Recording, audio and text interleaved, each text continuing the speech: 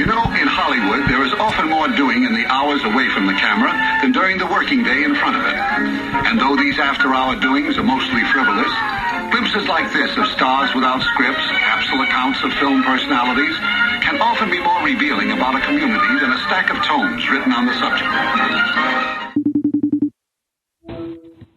Hello. Happy Monday. Happy Monday to you. How are you? You sound chipper and chapper. It's all chipper and dapper. It's all a front. Well, I knew it, but your voice sounded a little phony in the first second of it. Hi. Is it because I said Happy Monday? Happy Monday. And then it's you take a frog, and then the frog has to, and then they jump, and then the other frog, and then I get $1 million. Wait, hold on. How was your day? My day has been, well, it's hard to separate the day from the weekend because the weekend started off like a rocket. We got bagels delivered to us. It was a weekend where people wanted to believe that our lives, the life of the show extended to every day. Like every day we bring each other milk and honey type of thing. Right. So Saturday morning, I get the Essa bagels delivered from courtesy of Larry Berger and his family, Larry and Ken and their kids. We got the bagels, and I brought over a dozen over to you, exchanged them with you. You gave me 2 heaping helpings of the smoked salmon. Indeed. And they were made there. I'm very happy with those bagels. They're delightful bagels. They really are. I usually eschew bagel provincialism. Yes. And pizza provincialism as a corollary. Yes. But I got to say, there's a density to those bagels that you just don't find in California. Yes, that's the thing that I was amazed at, because I was more and more going towards the Montreal bagels, which are much cleaner and they're sweeter and they're simpler. But now I see how the complexity can work if you do it right. Yeah. It's a different animal. It's very hard to eschew to not eschew a bagel. Eschew, like I'm saying, like chew. Yeah, it's chew. Ah, they're very eschewy. Yeah. What do you think of this? I'm not laughing full out at my own material. Right. Just a little chuckle after each thing I'd say. I think it's funny. It's hard to not eschew a bagel. Right. Yeah, it's more like a craftsman laughs at the thing he just made. That was a real laugh. Yeah. See how the real laugh changes? But there can be no real anything when you have OCD or you're a human being in general. Because, I mean, when you have problems, because then you're analyzing every single thing. And you don't know what's going on. Okay, so I thought of this joke today, and I don't know. It might be a joke you already do. That's how much it sounds like a Kindler joke. Okay. So tell me. I used to play violin. I was a very serious violin player, but now I just play in the shower. I've never done that joke. That's a great joke. Now, is that for me? It's for you, yeah. But you could do that with the trumpet. It's not as funny as a violin. I thought of it at first. I just play in the shower. No, I would remember. That's a great joke. I used to be very serious about violin when I was a kid. I thought I wanted to be a professional violinist, and I took private lessons. Now I just play in the shower. Yeah, perfect. How was my delivery? You did it exactly right. You did it exactly right. I know, and I'm nervous. I'm nervous when the master is listening. When Mr. Josh, because a lot of times when we write for Montreal, you get in a, I don't know, it's called a writing jacket. Yeah, sure. And it has. And I have a writing crop as well. And then you say, if you respect the craft, you respect the dress. And then right. You push me up against the wall and beat me up. Oh, that was a bad ending on that one. So that's a great joke. My Mac is moving along at a healthy pace. I'm writing you a joke a week. That's the new. Right, and I come up with I thought we had. There's a joke there with the deli that we came up with. Order the grieving platter times 2. The grief times 2 platter. Yeah. And you came up with Shiva. It's Shiva in a box. Yes. So I'm writing that down like I'm going to take that part of it. But who knows? You can do what you got to do. Jewish. Yeah, I usually have the first shot. at the Jews. No, that doesn't sound right. Wow. So that was exciting. That was what I felt about that was, and the other thing that was nice about that was I took a picture of the salmon and I sent it to Larry, and he was happy that we liked the salmon. And it did remind me a little bit of the old days before I was addicted to social networking. Or maybe I never was not addicted, but just when you would, you'd reach out to people and you'd say, "Hey, how are you doing?" And that kind of thing. It feels like that's more like how life should be. Yeah.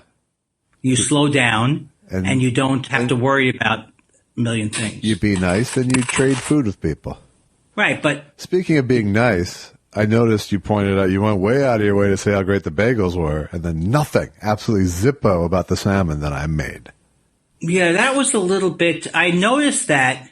I think in my ignorance, I thought I separately praised the salmon, but it really didn't. No, It didn't get what it deserves. It didn't get anything. It didn't even get anything from the text. It was all about the bagels. Yeah, I apologize for that. Okay. Did that really hurt your feelings? No, but how was the salmon? The salmon's unbelievable. Okay, thank you. That's all I'm looking for. Yeah, and the thing that I like about the salmon a lot is that it is not like salmon you would normally put on your bagel. Well, it's not lox. It's not lox. Right. So when you flake it, I found the second day when I let it flake on its own a little bit, I could put it on there more delicately. It's just it's delicious because it tastes like salmon. As opposed to beef jerky. You know what I mean? Yeah. So, I think it's 1 year. I think it's I hesitate to say it's your best smoked item, but it's really great. It's a big crowd pleaser. Yeah, and where'd you get the salmon for that? It's just regular store-bought salmon, or what do you do? It's just regular Alaskan salmon because I've gone fancier and found it doesn't make the end product any better. And how do you spice it up? I cure it overnight. What does that mean? You told me before, but tell me what that means again. It's a mixture of sugar and salt, and then some spices, and it draws the liquid out of the salmon. So that's why you don't taste any of that sort of bad salmon-y flavor at all. Right. It just tastes like the tenderest part of the salmon. It all salmon. gets drawn out. A lot of liquid gets drawn out, and in turn, it draws in some sugar and salt. And what's the name of your smoker again? It's called a smoker? It's a pellet grill. Pellet grill. Why can't I remember that? A pellet grill. Yeah. Oh, I think it sounds like uses wood. It uses wood pellets to generate the heat and smoke. So. Right. Yeah. So it's good. No, I made a lot of barbecue over the weekend. And did you know? I'm not trying to brag like I'm the greatest person in the world, but did you know you were getting a dozen bagels? I did not know I was getting a dozen bagels. No, I mean I kind of decoded it from the get one dozen, get one free thing message, but there was still it still seemed like a lot of bagels that you showed up with. There was certainly a part of me that was like, why am I giving him half the bagel? I saw that little part of me. Yeah. Why does he get half the bagels? That's the part I'm worried about. If there was ever like a Night of the Living Dead. I just feel like I'd turn on everybody so fast. I'd eat Susan, or I don't know what I would do. I mean, first of all, why did you deserve more bagels than me? I don't know. It's not rational. He's my connection. He's my friend originally. Right, but he sent them to both of us. What's that? But he did specifically send them to both of us. Yes, he did. But when he said, but maybe when he said, he meant more like give Josh a taste. That's I would have been fine if you would have shown up with four bagels. I asked Susan about it. She goes, "What are you talking about? You give him a dozen bagels, you keep a dozen." I mean, Susan's right, but I wouldn't, Well, that's the other side. I think what you should have done is it was a baker's dozen too, so you could have kept bagel 13 as a delivery fee. Did it say free baker's dozen? Because I actually do think now that by mistake I kept your poppy seed. Oh well, that's just great. Poppy seed I have mixed feelings about because sometimes that's a lot of poppy seeds. Yeah. Here's another thing I want to add. Onions. I was a big fan of the onions. I love onion bagels, and I hate the onion bagels that you get out here like at Ralph's where it looks like there's onion it's like it looks like dots are put into the dough somehow. Yeah. So I had something else to say. Oh, I forgot it. It doesn't matter. Bagels. Jew food. But yeah, it was a nice it was a weekend diversion. Yeah, it was really good. And it so bothers me when I can't think of anything, because I felt like, the next thing I'll say is going to be the one that will save everything.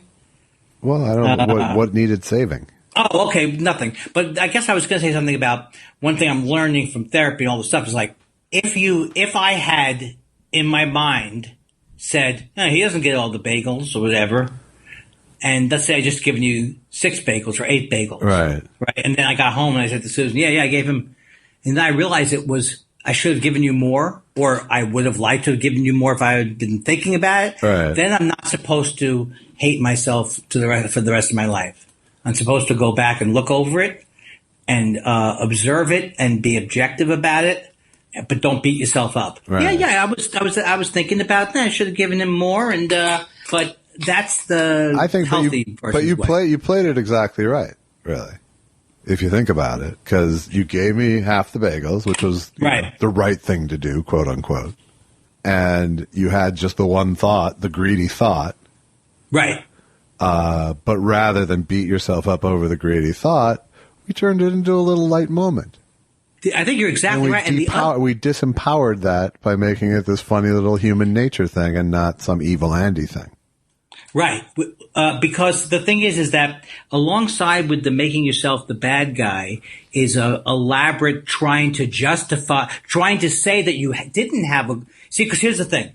In my family, if you felt greedy, that's an unacceptable thing. It's like, It's unacceptable. I'm just realizing it even now. It's like, not only is it something you shouldn't be, but it is the most disgusting thing you can do. In a certain way, that's the way we were raised. Right. So I would have tried to come up in my mind some other reason why it wasn't greedy. Yeah, that all makes sense until we look at what your brother does for a living. Well, yeah, but he went outside the family rule. But it's like. And it's so amazing because even like with the arguments that my brother and sister and I had, which was all natural and we all got through them before my mom and sister died, it was like you forget that there are these sibling things, and it's pretty, they're part, that they live there, like I don't want to be greedy. He doesn't want to be perceived as whatever his thing is. My sister does. She doesn't want to be told she's wrong for yelling at people. It's like that type of thing. And we all have that. It all goes around the family. I remember when I first dated Susan, I was like, my voice is my voice. What's wrong with my voice? It's like, your voice is loud. It's like, the person's sensing that you're angry. It doesn't matter if you're claiming you're not or whatever. You have to at least address what's on the table. Right. And then this book, Mindsight's really good because it shows you then, like in this book called Mindsight, he did something with his kids where he got in the middle of an argument with them where the one kid said, "Why don't you share your crepe with me?" And then the other kid said, "Okay, I'll share my crepe with you," and then cut off like a little piece. And then, so in the argument, he took the daughter's side, and then the son got very upset, and then he realized afterwards that he really was taking his son's side because it reminded him of his own upbringing and all these things that I don't think I ever thought about before. I would just go right to action in my mind. I am hurt. Everyone will know I am hurt now. Right. As opposed to figuring out why is it bother? Why did that bother? Why was he so much trying to protect his daughter from his son doing the thing where I'll share something with you. I'll give you a little piece. Right. And so it's pretty cool. It's pretty cool stuff if I can, I am applying it. Yeah. I just need more family deaths. And right, you need to be around people to practice too. That is the thing that still kicks me in the teeth every day. When I realize I have this whole defense mechanism against the world, like whatever it is people, projects, chores, whatever it is, I have a whole thing that's built up against it. So every other day I keep saying, "Really, you haven't called Schmingy because you really are still afraid they're going to want to get together with you. It's like your excuses are impossible now. Right. But that's such a perfect learning tool, isn't it? I know it really is, because it keeps bringing you back to yourself and your own dissatisfaction or whatever it is that's blocking you from doing these things. And a lot of times it's not what you think. Right. When you lay your template over nothingness, it doesn't really line up. Exactly. Oh, it's so amazing, but it's so ingrained in me. It's so ingrained in me because I keep saying, "Oh, of course, I can't see these people because I'm very busy." No, you can't see you cannot see anyone. If you could contact people, and it's so weird. It's just like, I think it's probably it seems like super technology to us. I don't know. Maybe it's always been this way in civilization where it's changing not less rapidly, but it seems like it's really that change to where you could isolate yourself without seeing people it seemed like it happened very quickly. Well, I mean, I think, we've been sort of talking about this, life degenerating to this as a joke for 20 years. Yes. Maybe 10 years once the internet fully integrated into the world. How you could never leave the house and be fine. Right. Right. And now it's like, you kind of wonder what percentage of people are just going to stay in now. Well, it's interesting because it gives you clarification that if you are going, the other thing it makes you do is like value when you do go out and makes you think about it more consciously. So it's like interesting because for years people warned about stuff on the planes and germs, and I never thought about germs like that way. And now that you start, I never would use the word aerosol. Can you get it with an aerosol effect? So it's all could be good. Now every person comes with a spray pattern.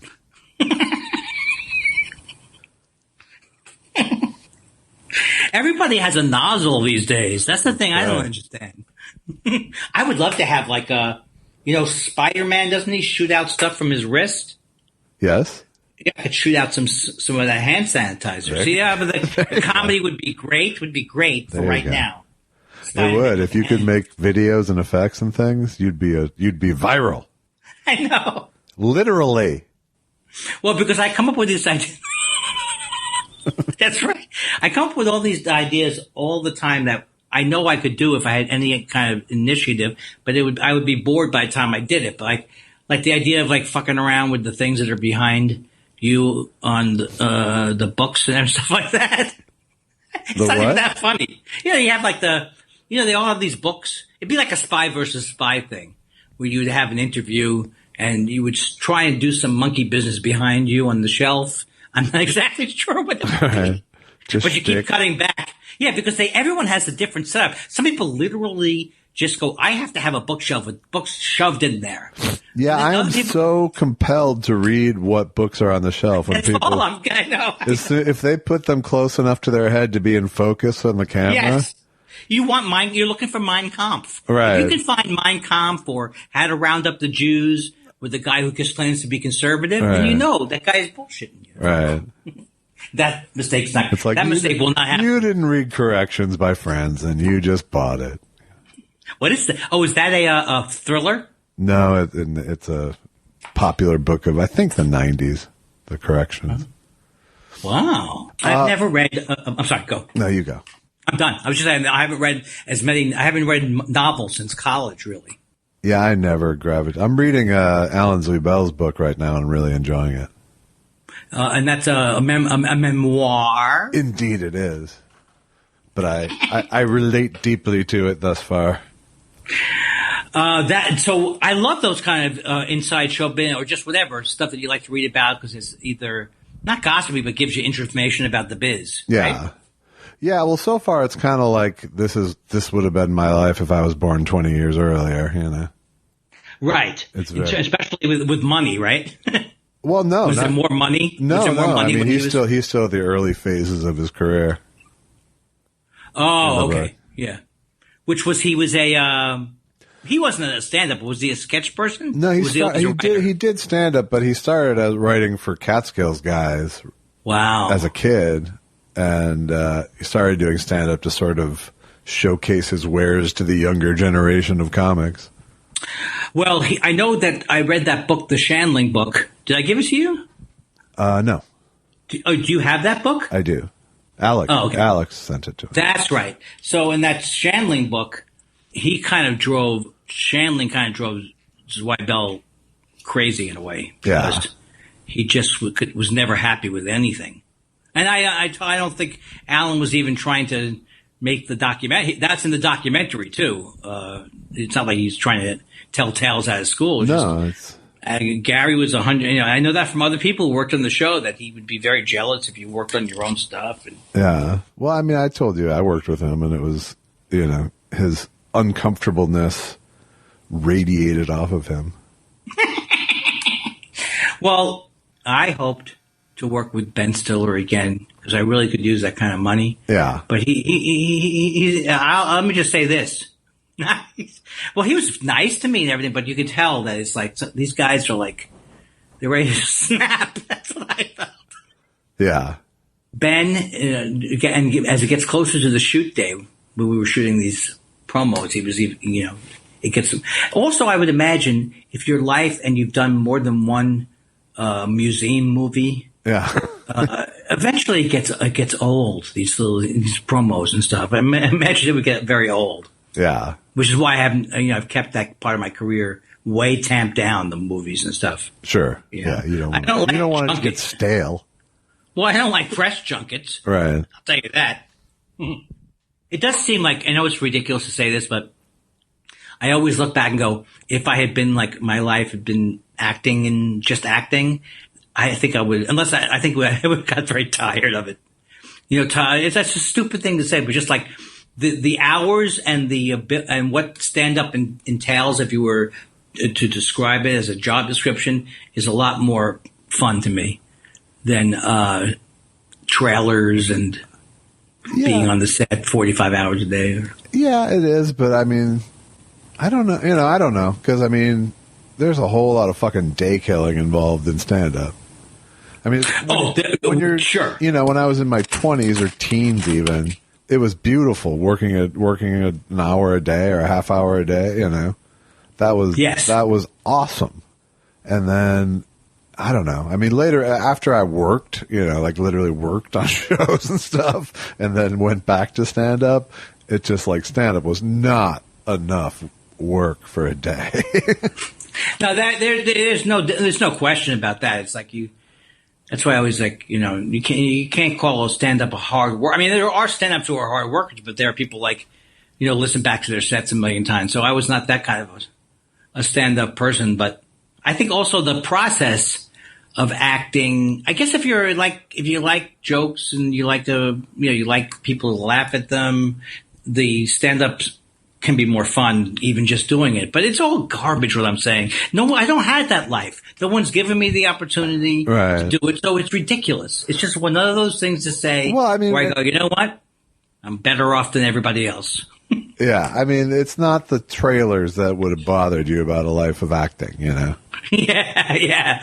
No, but I do know that feeling on the road. That's why I also think I will hopefully, if we ever leave the house, will value being on the road more, because I, in general, tend to really like it because I didn't go out so much; it was crazy. And then I just like leaving your house and you have a clean living. But then it gets old. Like I remember being with you in Minneapolis when we talking about, like, especially when you were from Minneapolis. Yeah, it's just hard. It's just hard. The 23 hours of the day are hard. Yeah, but not like real work. It's not like work, but it's just, it doesn't feel like it feels like you're undervaluing your time. Yes. But that's what it's kind of my hook. Sure. Hey, do you want to go over the movie or another day? Whatever you want. Well, we're pretty heavily in. I don't care. Yeah, let's do it tomorrow. If you can hold on to your thoughts about it, let's do it tomorrow. Actually, I wouldn't mind holding on to my thoughts because I have to think about it a little bit more. All right. Did you like it? I did like it, but I realized that I can't. I think that it's a hard one to watch while you're grieving. because and when you say shouldn't the grieving be over by now, I say absolutely not. It will continue indefinitely. Why would why would I say that, first of all? Well, I don't want the rest of my life to say I can't watch that movie. It's too long for my grieving. But the thing is that it's slow. It moves like an old movie slowness. And also, I don't understand the language sometimes. And then if you don't really concentrate, you're not getting the full effect of the movie. But that being said, I did really love it. Yeah, and you watched it in several sittings, which is a different experience, too. Yes. But like I read one line that I wrote, I was reading something about the movie and I read one line and it was like, if you do that, it'll come back to you deuce. Like some expression that is no way ever used in American English, you know? And so I do think I missed a lot of the subtler thing because the movie was very funny. In some ways, yeah. Now maybe I shouldn't say very funny, but there were moments of levity. Yeah. Anyway, you're going to kick my ass in this. I think I'm going to lose this round of the, is it a contest? The movie review contest? I don't think so. I mean, I've seen the movie several times, so I probably have a better working set about it anyway, but. Yeah.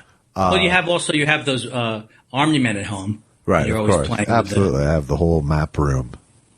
Were they calling him Arentz? Arentz, yeah. Well, how come he's not Lawrence? There's a thing. How do you say? Let's say my name is Lawrence, so call me what his name was. Well, I mean, there's a scene of it where Omar Sharif says Arentz is better, and he talks about how he was a bastard child, and I see. So that was a running bit. Pretty much, yeah. I mean, Omar Sharif renamed him. Thank God I am not assigned to review this movie. But we'll leave it at that. A teaser of the confusion to come tomorrow. Yes. No, but people should know that when I'm on my game, you're going to learn so much about the movie from hearing my reaction. Right. Don't think it's just going to be another one of those. And he plays the everyman in this scenario. Right, exactly. But don't think it's going to be one of my usual reviews that starts out as a review and then ends up about why it's hard for me to watch movies. Right. Well, I gave myself a haircut today. That sounds absolutely impossible to me. I did it. Why wouldn't you have my wife would be able, I know it's a sexist thing, but didn't your wife want to give it a shot? I didn't offer her the opportunity. It was just a clipper. I just put a clipper on and I put the guard on it so it was all one length and I ran it over my head.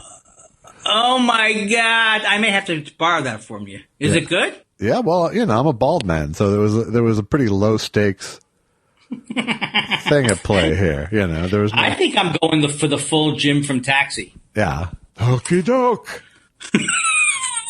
Even that impression you do well. I mean, the show's been off the air for 30 years. Okie doke, Alex. Okie doke, Alex. Okie doke. What does the yellow light mean? Speed up. What does that's the yellow? I mean, I'm sure that joke may have existed before, but that was a great version of it. They were, and they just took it as far as it could too, which is good.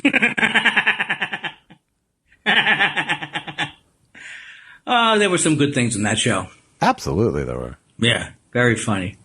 Well, my friend, I'm going to be the first person to say, when you do forced comedy, it's not funny. There's an old saying about the difference between a comic and a comedian. One says funny things, and one says things funny. And if you analyze that, you find the secret of comedy.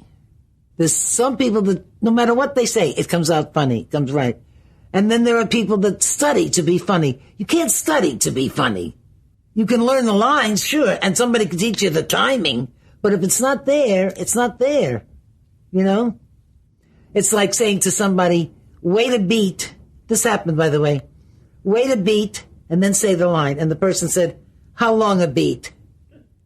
And if they say that, forget it.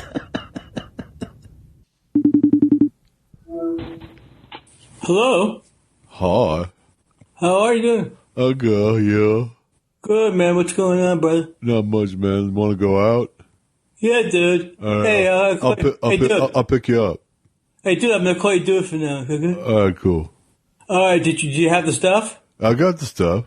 All right, come on by then. All right, I'll see you in a minute. Say something slightly funnier though at the end. All right, make sure you bring rubbers.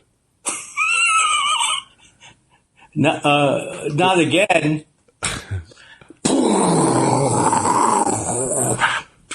That was a cold open. It was from the Thought Spiral Studios, the remote studios of Sherman Oaks. Comes to Remote Jews.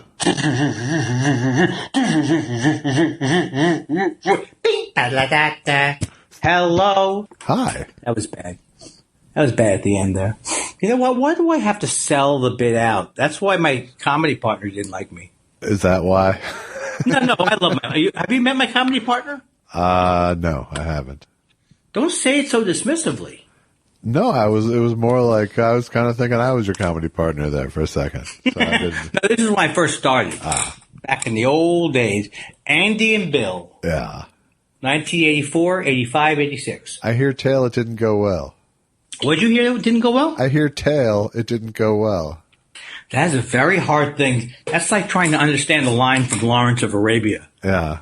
Because I'm not expecting you to say, I do tell. But seriously, you're still hung up on the one line in a 4-hour movie you didn't understand? No, I saw that as emblematic. Of, that I can't possibly say, oh, you got this movie, because I was scared of it. I was scared of the length of it. Yeah. And, which was also very similar to my wedding night with my wife. Uh-huh. She was also scared of the length of it. Luckily, you took care of things in under 3 minutes. Well, you know what? I told her if I'm not done within 3 minutes, you get it back. You can return it, something like that. Call help. Yes.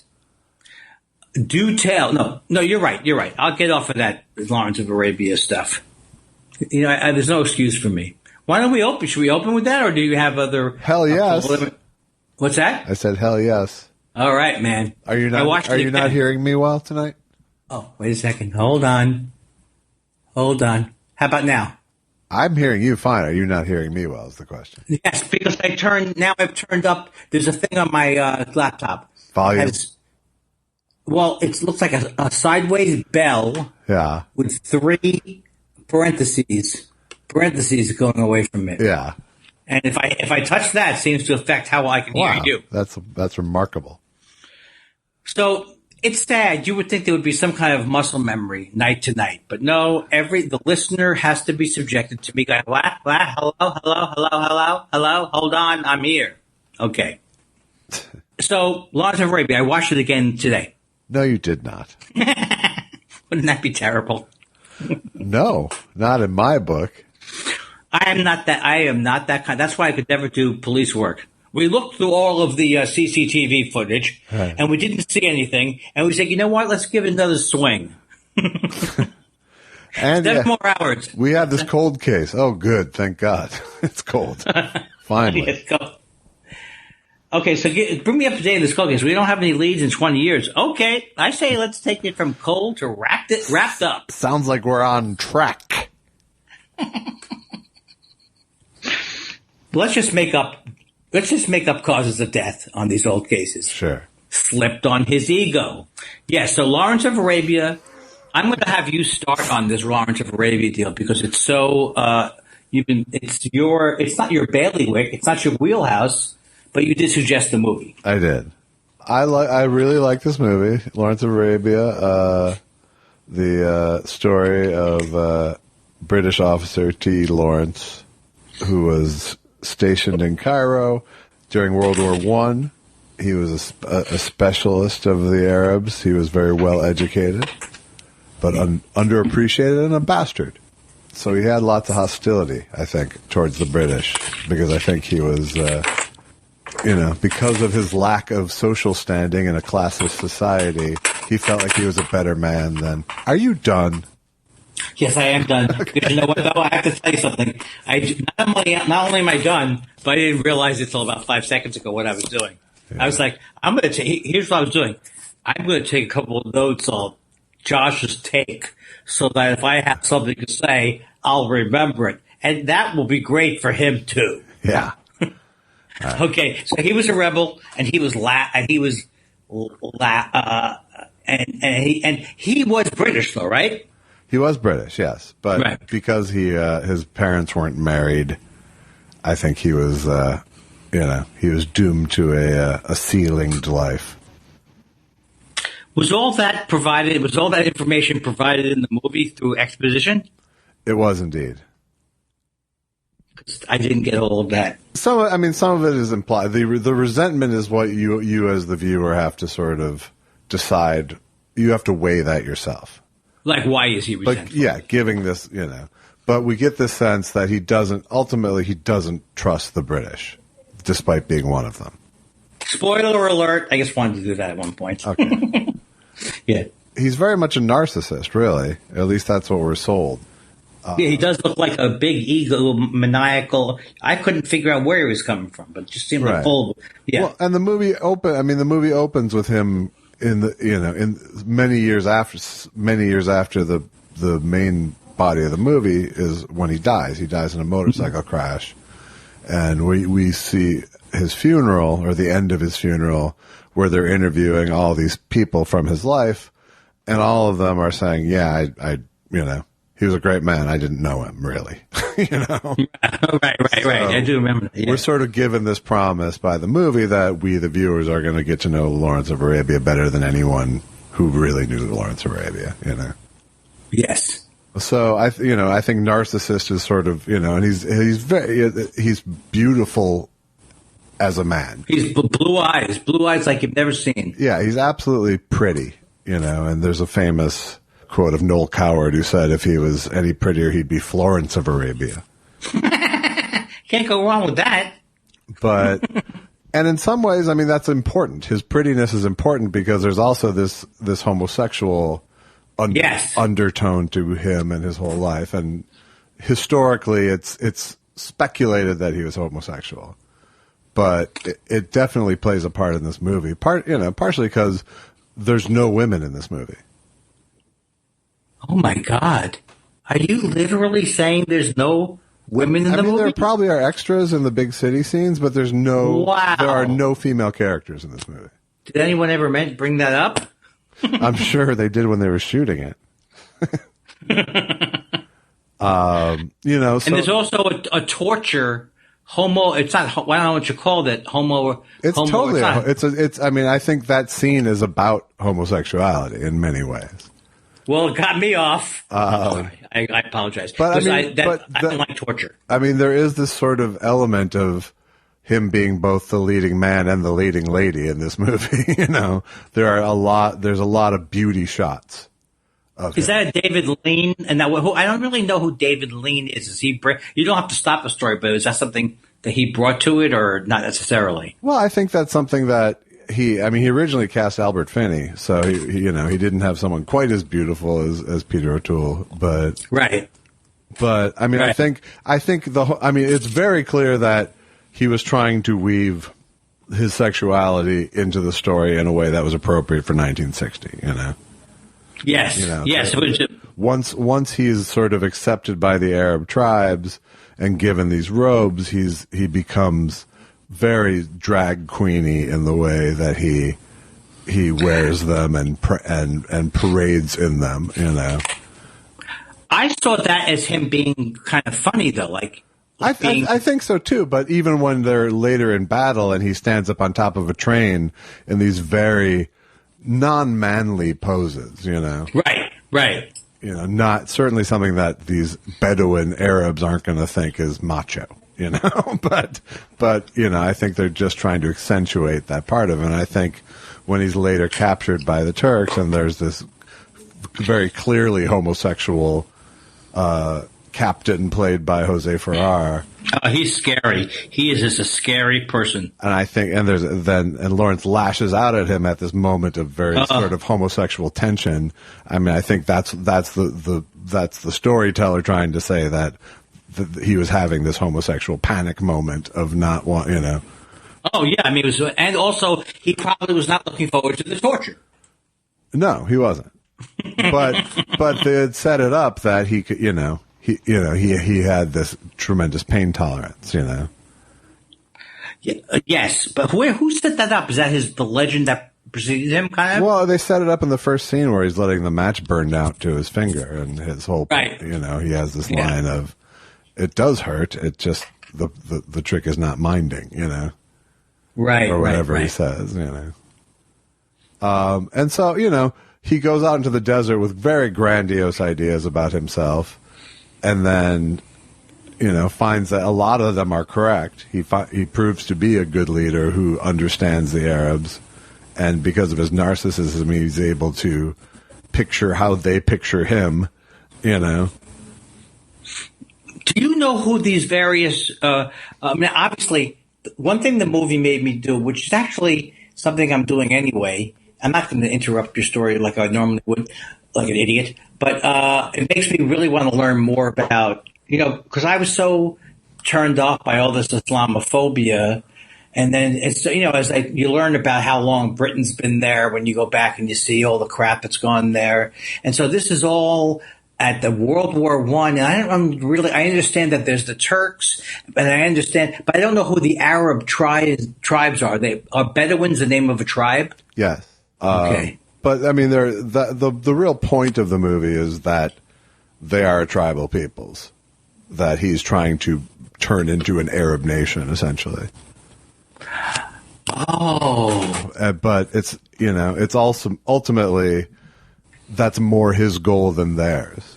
Right. Okay. Arab in what sense, though? Who's Arabic in the movie that he would be fighting for? Well, all of them are. All of them are in Arabia. All of them are tribes within Arabia, which isn't a country at that point.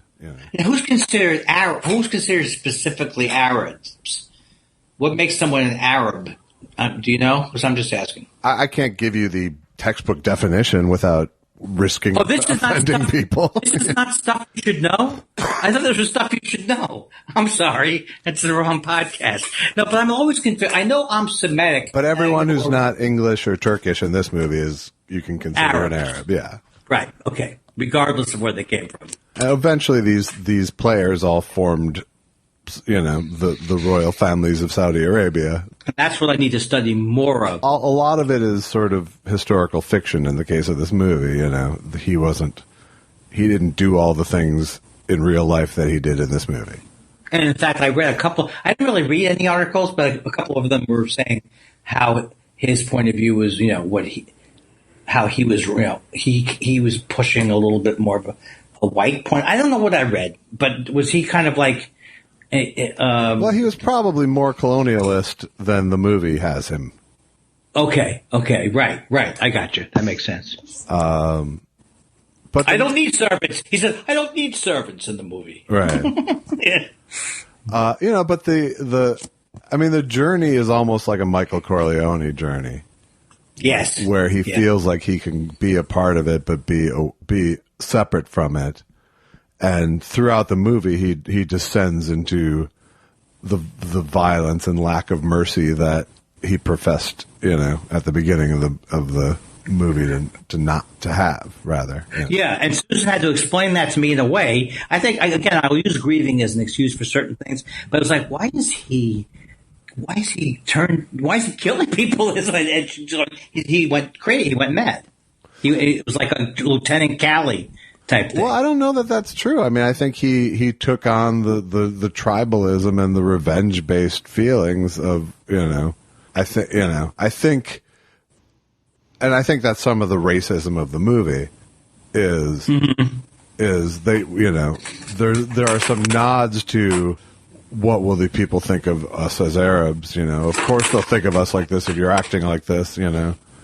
But, yeah, that kind of thing. Yeah, exactly. But ultimately, it is the story of him descending to their barbarism. Right. And the whole thing, I don't know about. I mean, it seems like the Turks were very aggressive. I know about the Holocaust with the Armenians, but and I didn't know if any of those things were true about how they didn't take prisoners or. No, that's not who didn't take prisoners. They didn't leave prisoners for the Turks. Yes. They didn't. They didn't leave wounded behind for Turks because they would be tortured by the Turks. And all of that stuff is so deeply disturbing to me. But it's not like so deeply disturbing like Reservoir Dogs, where it made me kind of never want to see the movie again. It made you involved and emotional. Yeah, it's not terribly graphic.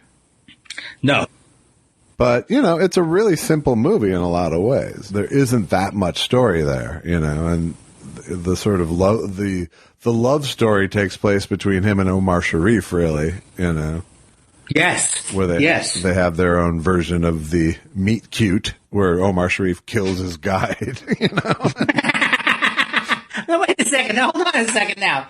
Wait a second. So this is all too jarring to me. Now that you said that, I remember it, but I remember not liking Omar Sharif in that scene. Right. You don't. What's wrong? Why did he kill the guide? Right. Well, he said because he was at the wrong well. He was drinking. He was drinking at his tribe's well. People are so sensitive. Yeah.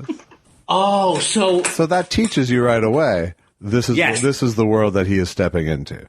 Yes, and yet, let me say, even if I had blonde hair and blue eyes and I was taller and I looked amazing, I would not have been as stoic as Peter O'Toole was, even going through all those things. Yeah. You can't imagine yourself. Can you imagine yourself turning to this new person going, "Why'd you kill my friend, dude?" No, well, that's why he's a special movie character, and we're just people. And how about Omar Sharif? Wasn't he great? He was. Yeah. No. Okay. I don't know. What am I supposed to do with this? Isn't he great? Yes, he was. No. This is more of I'm a fan of your movie reviewing, since I'm not capable of doing a full review right now, or ever was. Well, so no one was a star in this movie at the time. I mean, that's amazing to think about. Omar Sharif was like a star in Egypt, but not in America or Britain. How about Anthony Quinn? Anthony Quinn was probably the biggest name from Zorba, and he had a very small role.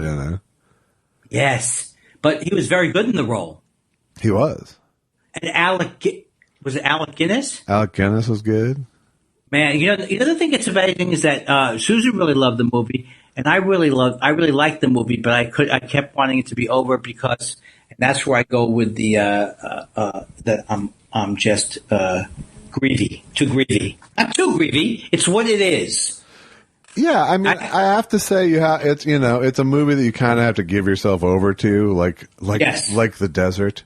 Where it's just, I've had the benefit of I got to see the restoration in 70 millimeter when it came out in the 90s, so, I've been able to feel what the movie was trying to make you feel all the way. Wow. Because even on TV, even on a giant TV, which you have like a 60-inch TV, don't you? I think so. Maybe 50, 60, something like that. It's big. But there's those scenes where the effect is a dot becoming a man, Yes, I mean from far. I know that stuff was fantastic. It is, but it's much more, in 70 millimeter giant screen wraparound. That you feel it earlier. On the TV, it's like there's a lot more time of it's still a dot, still, just like, what am I looking at? And you know what? Don't kid yourself. That's an attractive part of the world over there. I mean, besides the fact that it's desert, there's some beautiful formations and such. Well, and incredible. And in some ways, it's the vastness is a huge character in the movie. And all shot in Culver City. That's the thing. Really you amazing. Can't believe it. Yes, that's the genius of it.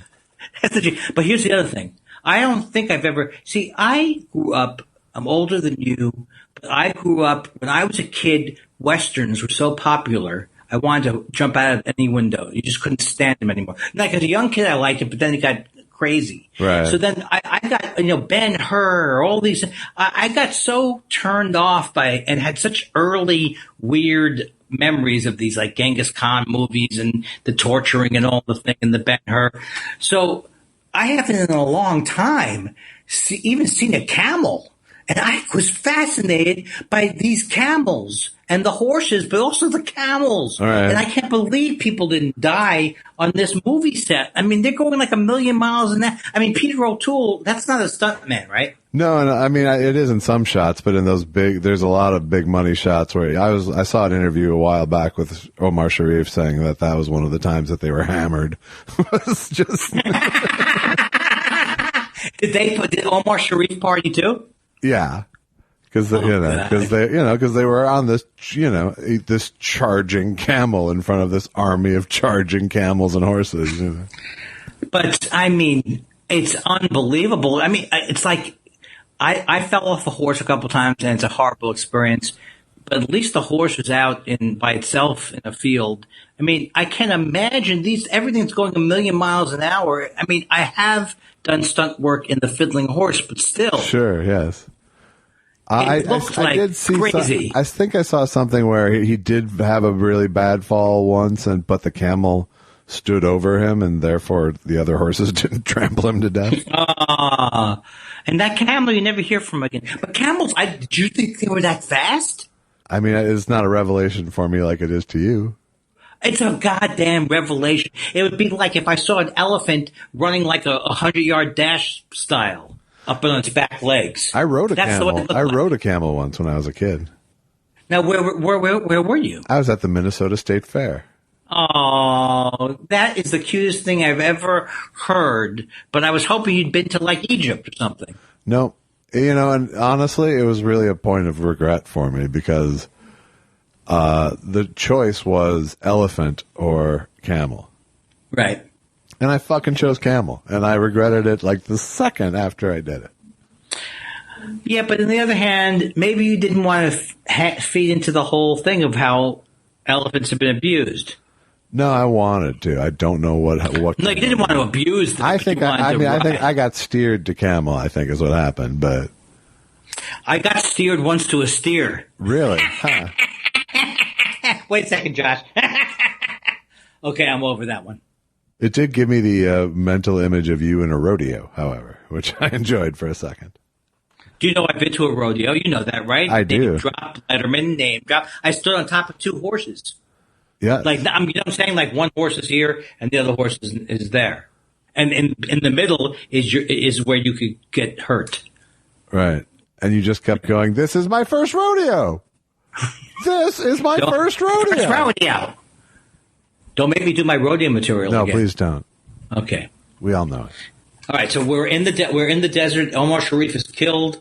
He's killed his guide, and that guide. That's the thing that movies do very well. Like a movie like that, you actually get attached to this guide that gets killed. Yeah. Not happy. No, but it was a nice big slap in the face as to this is the world you're walking into here. Man. Well, I don't think we need to go much further. We've talked about this a great deal. Now, can I say something to you? Do you think that I heard the story I mean, I could have, I thought I was one of my better listening participants. Why is it that I have to grade myself? Why is it that I have to feel elated that I acted like a normal human being for 7 minutes? Why? I'm not sure that you did. No. I could hear what you were saying. Yeah. And I was interested in what you were saying. As opposed to the thing where I go, I got 7 or 8 words out of that. I wonder if he's doing a joke about fish. Right. But to sum this all up, I fucking love Peter O'Toole. He's so great. I love him in Lion in Winter. I love him in My Favorite Year. I love him in Beckett. I love him in The Ruling Class. Here's what I think we should do. I have not seen very few of his movies.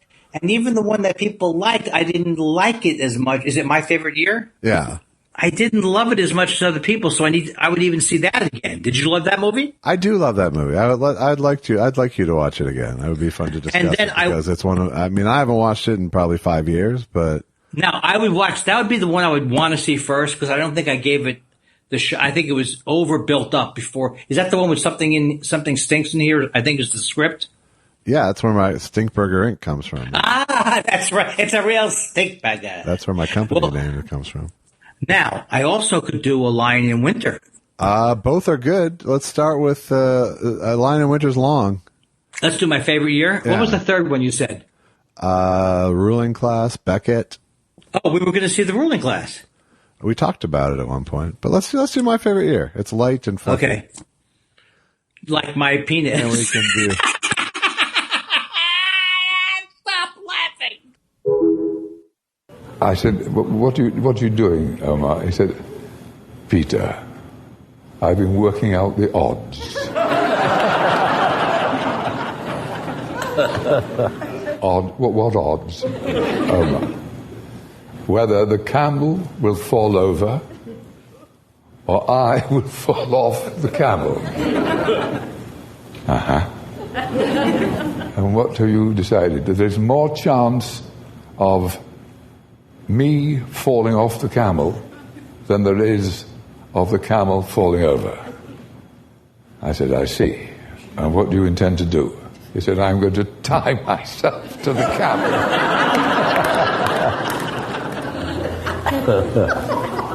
And I said, well, I'm going to get drunk.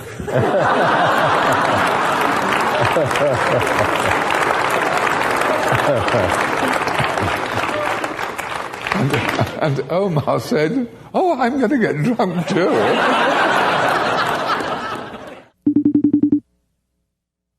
Hello? Oh, damn it. Hello? Hi. You're not going to make me do this again, are you? Because I screwed up? No, not if you recover. Okay, well, I did. Good job, right? Right. Woo! Smooth as silk. Hello. Hello to you, my friend. Why, hello. Oh, that doesn't sound any more non-phony. Okay, that's it. Settle I told in. myself, Everything's fine. Settle in. Yeah, I told myself, that's right. It's fine.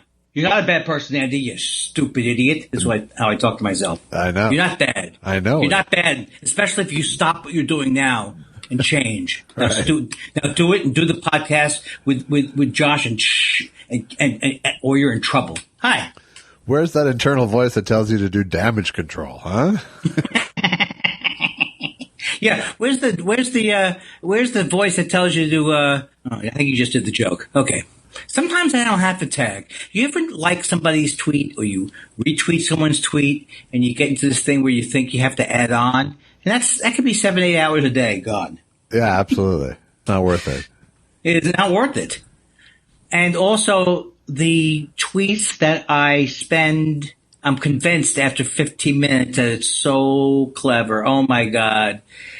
And they love subtlety on Twitter, and it's never 3 tweets, 3 likes. That's it. And that is it. That's it. That's it. So I went out today for a little walkie poo. How'd it go? No, I didn't go for. Why am I lying? I didn't go for a walk. I went. Susan is doing a very exciting thing on the terrace. She is doing this. And we have a small, what do you call it, a balcony off of your... Yes. What are they... Okay. Yeah. What's the difference between a balcony and a terrace? Terrace is much larger. Okay, then we got a balcony. So she's doing this kind of, I don't even know what it is. It's kind of like a little water, like she's growing little tomatoes and maybe blueberry, all these different things. But they're in these little boxes. Then it goes down and there's water underneath. It's a whole different thing where the water circulates, and I can't really understand, even though she's explaining to me. She's been working on it for a while, and we got the last shipment of stuff today from Home Depot. Nice. So produce is coming. Peruche? Produce.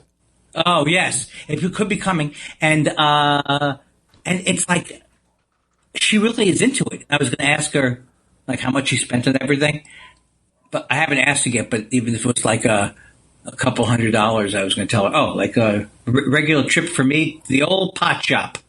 Yeah, will you feel good about that? I'll make her. I'm hoping that she gets fake angry about it. God damn it, you with the pot, nice. This whole thing, I'm feeding the entire community for the same price of one of your gummy bear, excursions. All right. So, well, I'm glad you got it all plotted out from here. How do you mean plotted out? I mean how it's going to go. You mean when I tell her this? when you ask her how much she spent, then you come back. Oh, yeah. Because jokes like that get better if you hold out and then you build them up more about how funny they'll be. Yeah. And I'll practice with you. You be my wife. So how much did you spend on all these plans and stuff? Well, it was a good deal, actually. It was originally $1,000 for the setup. Oh, that's a lot of money. That is a lot of money. Yeah, but we're getting it for just $700. $700. Yeah. I spent $700 on just my baby Jeters at the pot store over a week period. Oh, so we're good then. Yeah, I guess we're good is the joke. You threw me a curveball, didn't you? Yeah. Well, I mean, all you're saying is you can't be mad because I spent all this money on weed.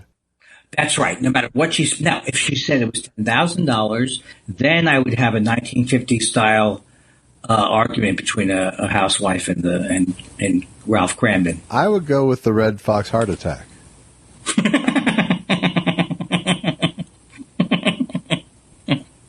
My dad had some not even classics. They were just like, "Oh, your mother, okay. Oh, you see again this bill, the bill from Bloomingdale's. Well, when it's gone, it's gone. When it's gone, it's gone." That was one of my father's. That's a good one. I like that. But it meant it's not going to be good when it's gone. No, I understand, but I love the passive aggression, Jewy passive aggression of it. When it's gone, or the other thing he would do is, if you weren't ready to go somewhere. It was a major tragedy. You could be cut off from the family. But then every other attempt, you go, "Well, are you ready to go to the restaurant, Andy?" I go, "Oh yeah, I may have to use the bathroom." No rush. I never rush. I don't rush. No, time means nothing to us. Totally cool about it. And that was the opposite. Just okay. So maybe the first story was better. Well, they're both passive aggressive.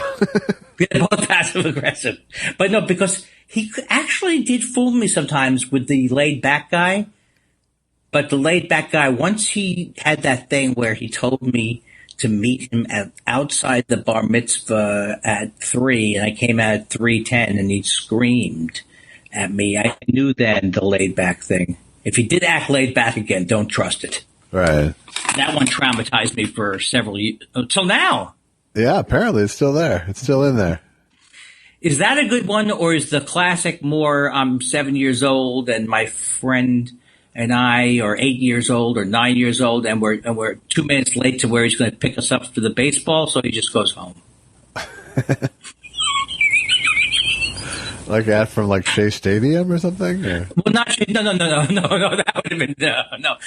It was our little league. It wasn't a little league, but it was our little league game or whatever. It was whatever we were playing. Yeah. And he said to be and the thing that was really fun about that one was what took me by surprise is I was like, because I don't remember what time I was supposed to be or what time, but it couldn't have been more than a couple minutes. I'm like, wow, what has happened here? Right. I certainly hope he hasn't overslept. Well, I would like to criticize your father even further by saying he couldn't come watch your Little League game. Well, that's where I think I oversold it, because it wasn't that. It was not like he didn't watch a Little League game. He didn't watch something that was a lot more minor than that. But, them not coming to events they didn't come to my college graduation, and I told myself it didn't matter because I kind of didn't want them there because... Yeah, it's a double-edged sword. I can see both not wanting them there and being hurt that they didn't come. That's exactly what it was. And the reason why they couldn't come is they had to do that antique show they do every year. It's very important, the antique show. You know which one, right? You can't just miss Gaithersburg. You know what I'm saying? It's a big one. That's weird. And that's pretty weird. I would defend them as a 21-year-old. I would get mad at I remember getting mad at my brother and sister because they came up to my graduation and they're going, you don't get it, Andy? They didn't come to your graduation. Get it? You don't get that? It's hello? And so I said, no, come on. Because I used the excuse of like, look, we didn't go to our prom. We were the generation where we thought we didn't go anywhere. We didn't go to proms. Right. So I used that justification. I remember getting mad at them. Why Why are they pointing out the truth to me at an age where I can't take it? I love that they're coming to your graduation as a weapon against your parents. Well, here's the thing. I want to see my graduation. My brother was going to say my brother didn't go to school far from me, but he did. He was 2 years older than me, so there's no way he was back home when he came up. Yeah. They did a 3-hour drive. He made the trip. It was worth it. A 3-hour victory drive for my 2 older siblings. Wonderful day, Andy. Wow, looks like a lot of people's parents are here. Wow. You told Mom and Dad about it, right? Yeah, they have that. They have that Gaithersburg show every year. Oh yeah. Well, I guess they couldn't. No, they wouldn't have been that subtle. It's very important. They make over $80.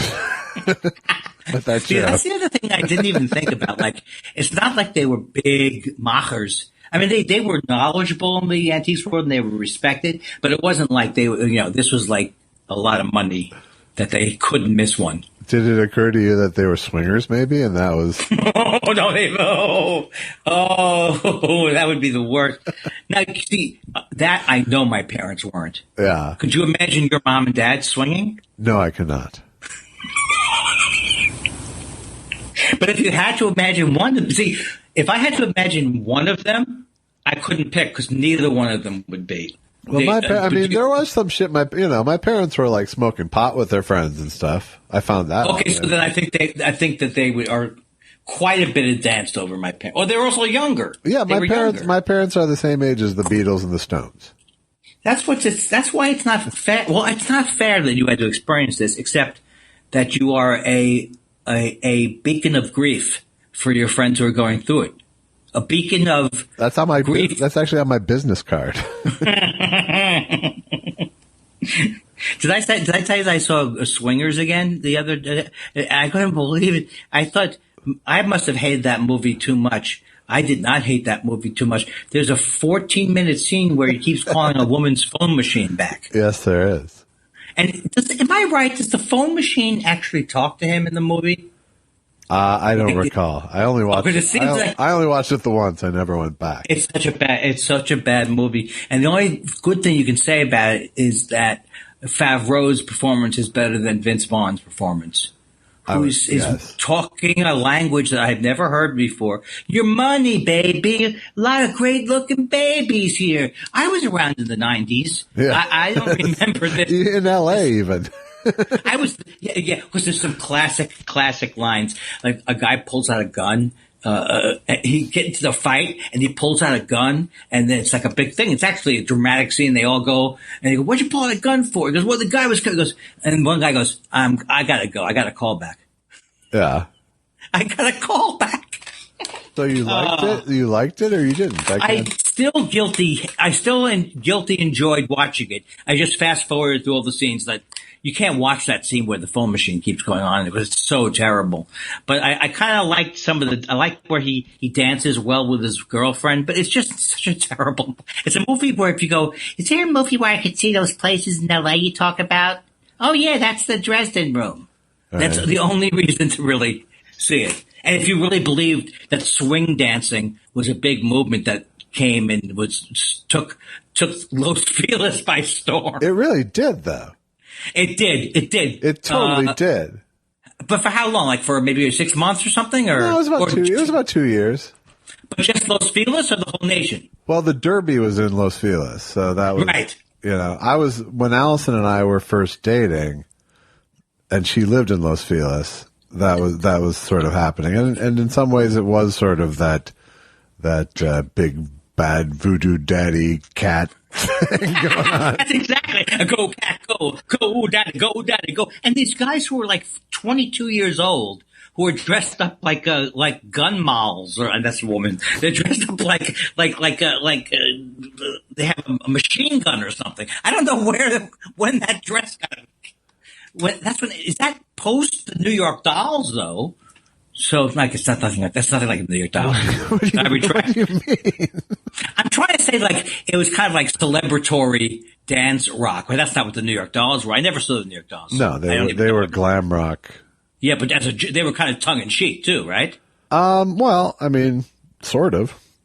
I mean, they were New York dudes in dresses, so there's a little bit of there's always a wink involved in that. Maybe I should listen to one song of somebody before I start with my theories. Because I know Buster Poindexter, and I imagine the New York Dolls was not hot, hot, hot. Buster Poindexter and New York Dolls were nothing alike. David Johansen was the only crossover point, but musically there was no other crossover.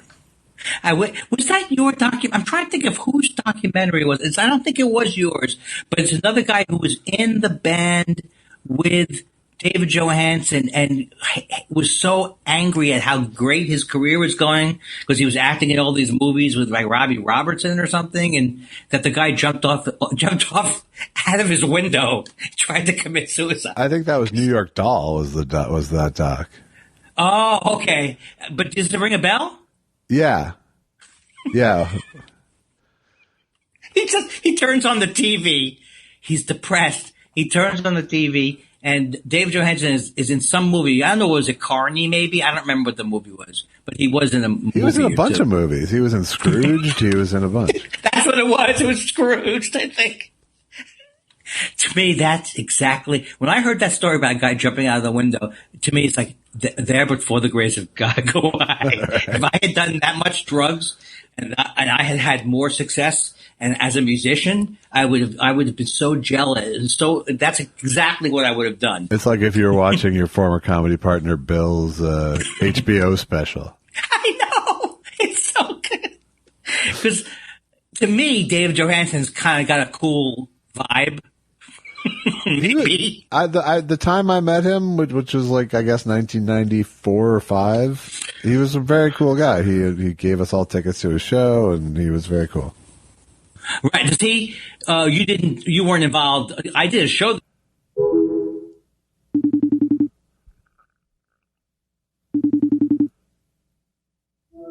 Sorry, I did that. You want to make sure it's still going? We're still going. But that's really terrible. Why I closed out Safari because I can't. Okay, let me see. I can do this. You quit. There we go. I think you quit FaceTime when you meant to quit. Yeah. Now here's how healthy I am now. I think that's exactly what happened, Josh. Yeah. Now here's me 3 years ago. I swear to God, that's not what happened. I hit Safari. No, Andy, I'm not accusing you of anything. I'm just telling you it didn't happen. I would never make that mistake. But it was important for me to close that window out because I can't look at anything. You were right. You were right to close the window, and everything's fine now. It's like dealing with a crazy. It is almost like dealing with a crazy man. It is. It's not almost. But it's a delightful. Absolutely, no. It's a dance I'm willing to dance every goddamn night.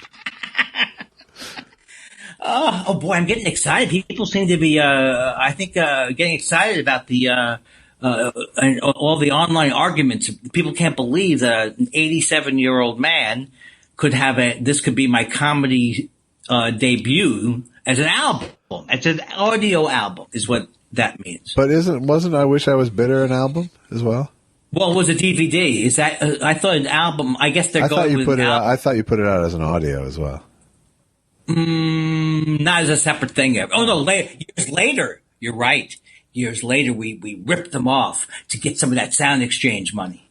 But this really is the first audio only CD and the last. But so it's I can't say how proud I am of myself because because this has been one of your favorite running jokes. Well, no, my favorite running joke would be, how's the album doing? Oh, it still hurts. It may hurt till May 7th.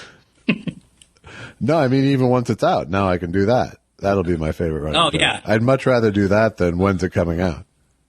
Well, it's amazing, though, that I'm just glad I beat you by a year when you were. I know you beat me by a year for something that you started a year and a half ago. Yes. Right? Yeah, I recorded in April and released in July. Yeah, not recorded in 2012 and released in 2020. No. And in fact, some people are going to think it's posthumous, whatever that word is. Posthumous. Posthumous. Posthumous. Yeah. I can't say that with my phony teeth. It's so easy when you get to be my age to start to get into that crotchety old man material. Sure. I really wish I could start again. Well, at least now your material will catch up with your look. I don't know what I'm laughing. I'm only laughing because I know that was an insult. That's all you need to know, really. Yeah, but meant with love. When you do it, it's like it's meant with love. That's the thing. Oh God, it's based in love. But not when Jeff Ross says it. I think he's kidding around. No, he hates your guts. Yeah, we only roast the ones we love. That's just a lie. Jeff Ross called you stupid. That's fine. No. No. Well, but he was kidding. He was kidding. What was he in reference to? Not my intelligence, right? Not my intelligence, right? That was just something you said. What? That means that refers to intelligence. Oh, even my acting sometimes. I wish I could act better as the hurt guy. Yeah. Do you know what? Sometimes when I'm acting like hurt, I'm actually thinking of other hurts. Well, that's what actors do. Yeah, let me write that down. That's the method, my friend, right there. I'd like to do something actors do. No, what am I talking about? This is the kind of thing, we have a movie under our belt. And when I say that, I mean it's right around my balls. I'm almost ready to sneeze. If I sneeze, what do I do?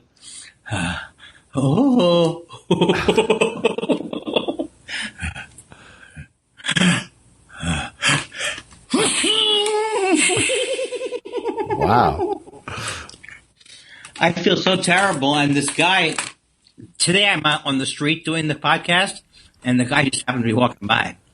Oh, God. I don't understand. I can't remember. I don't even understand what your joke is here. Okay, the joke there is I'm outside doing the podcast. Yeah. So I sneezed as someone was walking by. And now think about it. And they thought you gave them the COVID? No, now you're worried about the sneeze you just heard. What the thing was there. Oh.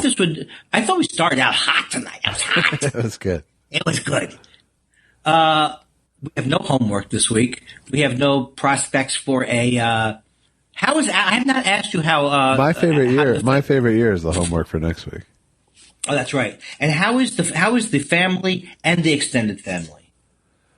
Allison, Elon, and your brother up. How's everything going? If you had to say. Everything's good. My brother is. I haven't talked to him in a couple weeks, maybe. But since you stood him up at the Pesach, I talked to him after that to make sure that I wasn't in the shit house. It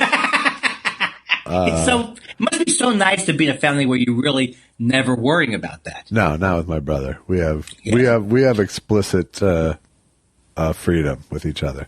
I know I said that. But his kids had COVID. I didn't know that. Yeah, his son came home from New York with it, from Columbia, and his son goes to Columbia. That's a good school. Yes. What's he studying, or he doesn't know yet, or?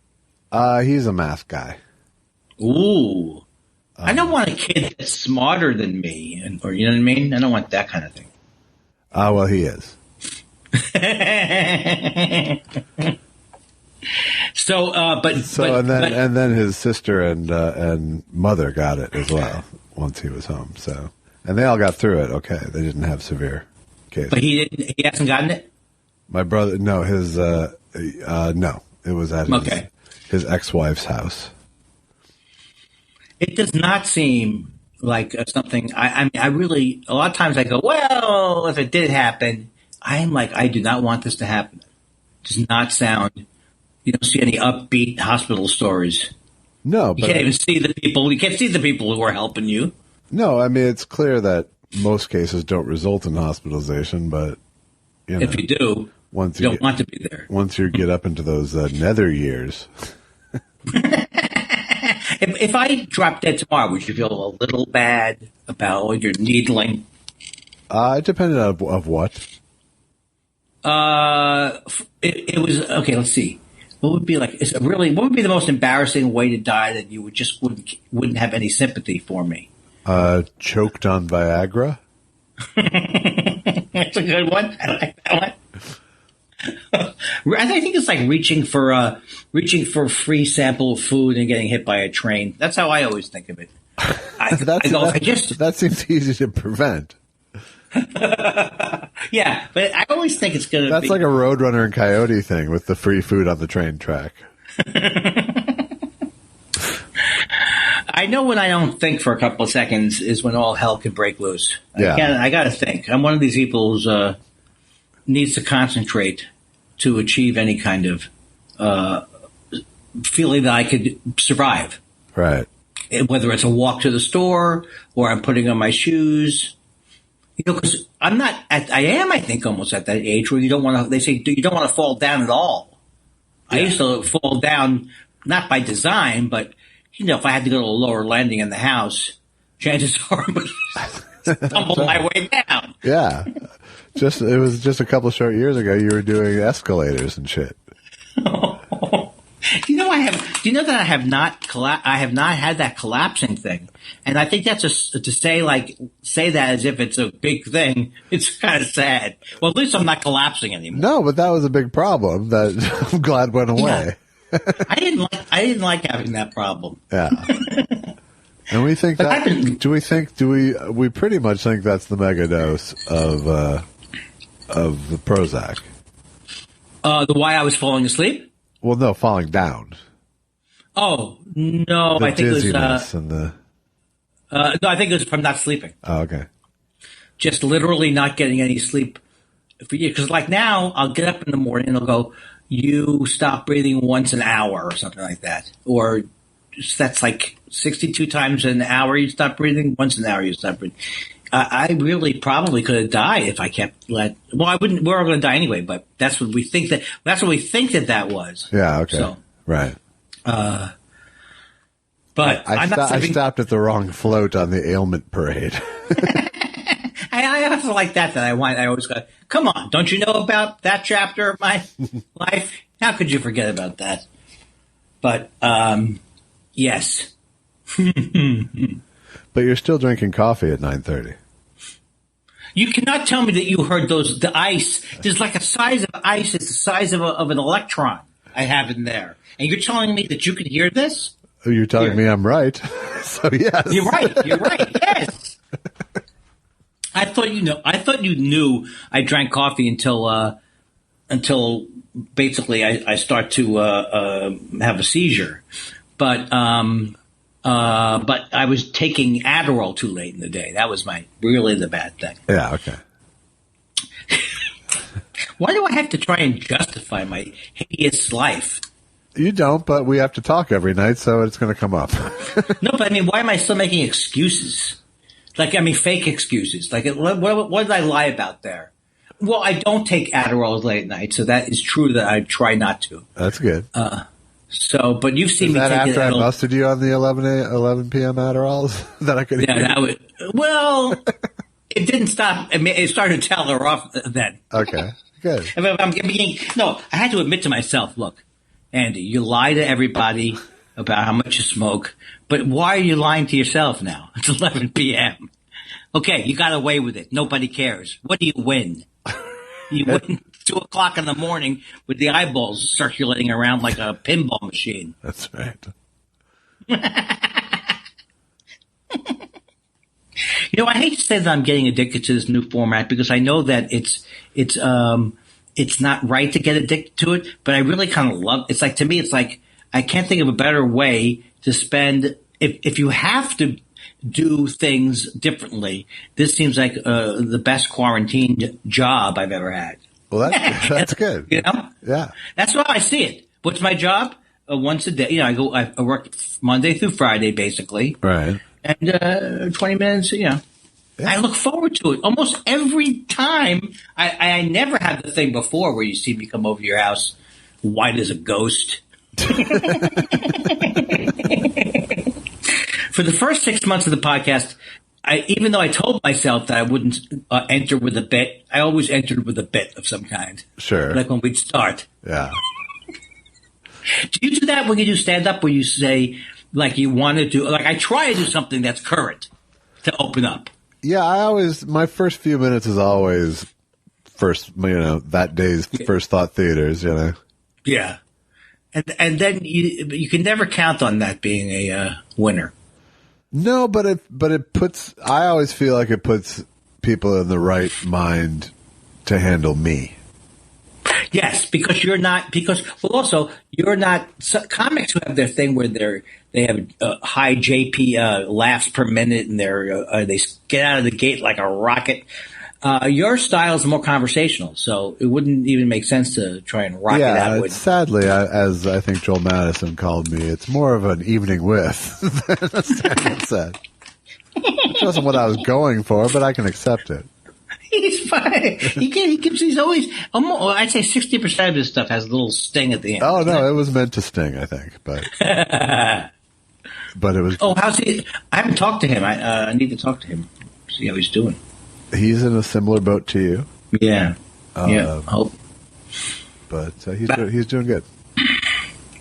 The grieving boat. Come on in. There's plenty of room. I would say he's grieving better than you. Why? Well, he must have writers. Yeah, well, he does. He has the whole team. That was fun. All right, well, I got no actual agenda today. I didn't do much today, so. Oh, I did want to tell you that I saw Ron Funches and his girlfriend, or maybe it's his fiance. They live in the area, and they just happened to see me from behind. I was wearing my Brody shirt. Ah. And that was yesterday, and we were all social distanced. Nice. And it was like, wow, look at this community. There's still people. He lives near you. I live near you. And it's like, that's all I got. Well, I planted the flag. I've been here 20-some years now. You really did. And I didn't even know where I was moving to. I mean, it's like a miracle without the miraculous aspects. Right. Yeah. Something south of a coincidence. It's a mundane miracle. I think we call it a fact. It's a fact. Yeah. Like, you know how Jesus walked on water? Like that, but without the wonder. Right. Did you get the text I sent you? Oh, let me go look to see now. This is going to be a trick, right? No, this is how I want to close tonight's show because it's cool. Because it's Gruber made magic. Oh, okay. Do you want to close the show with me watching it? Well, I'll just when you press play, I'll press play here, and I'll fade us out. 3, 2, 1.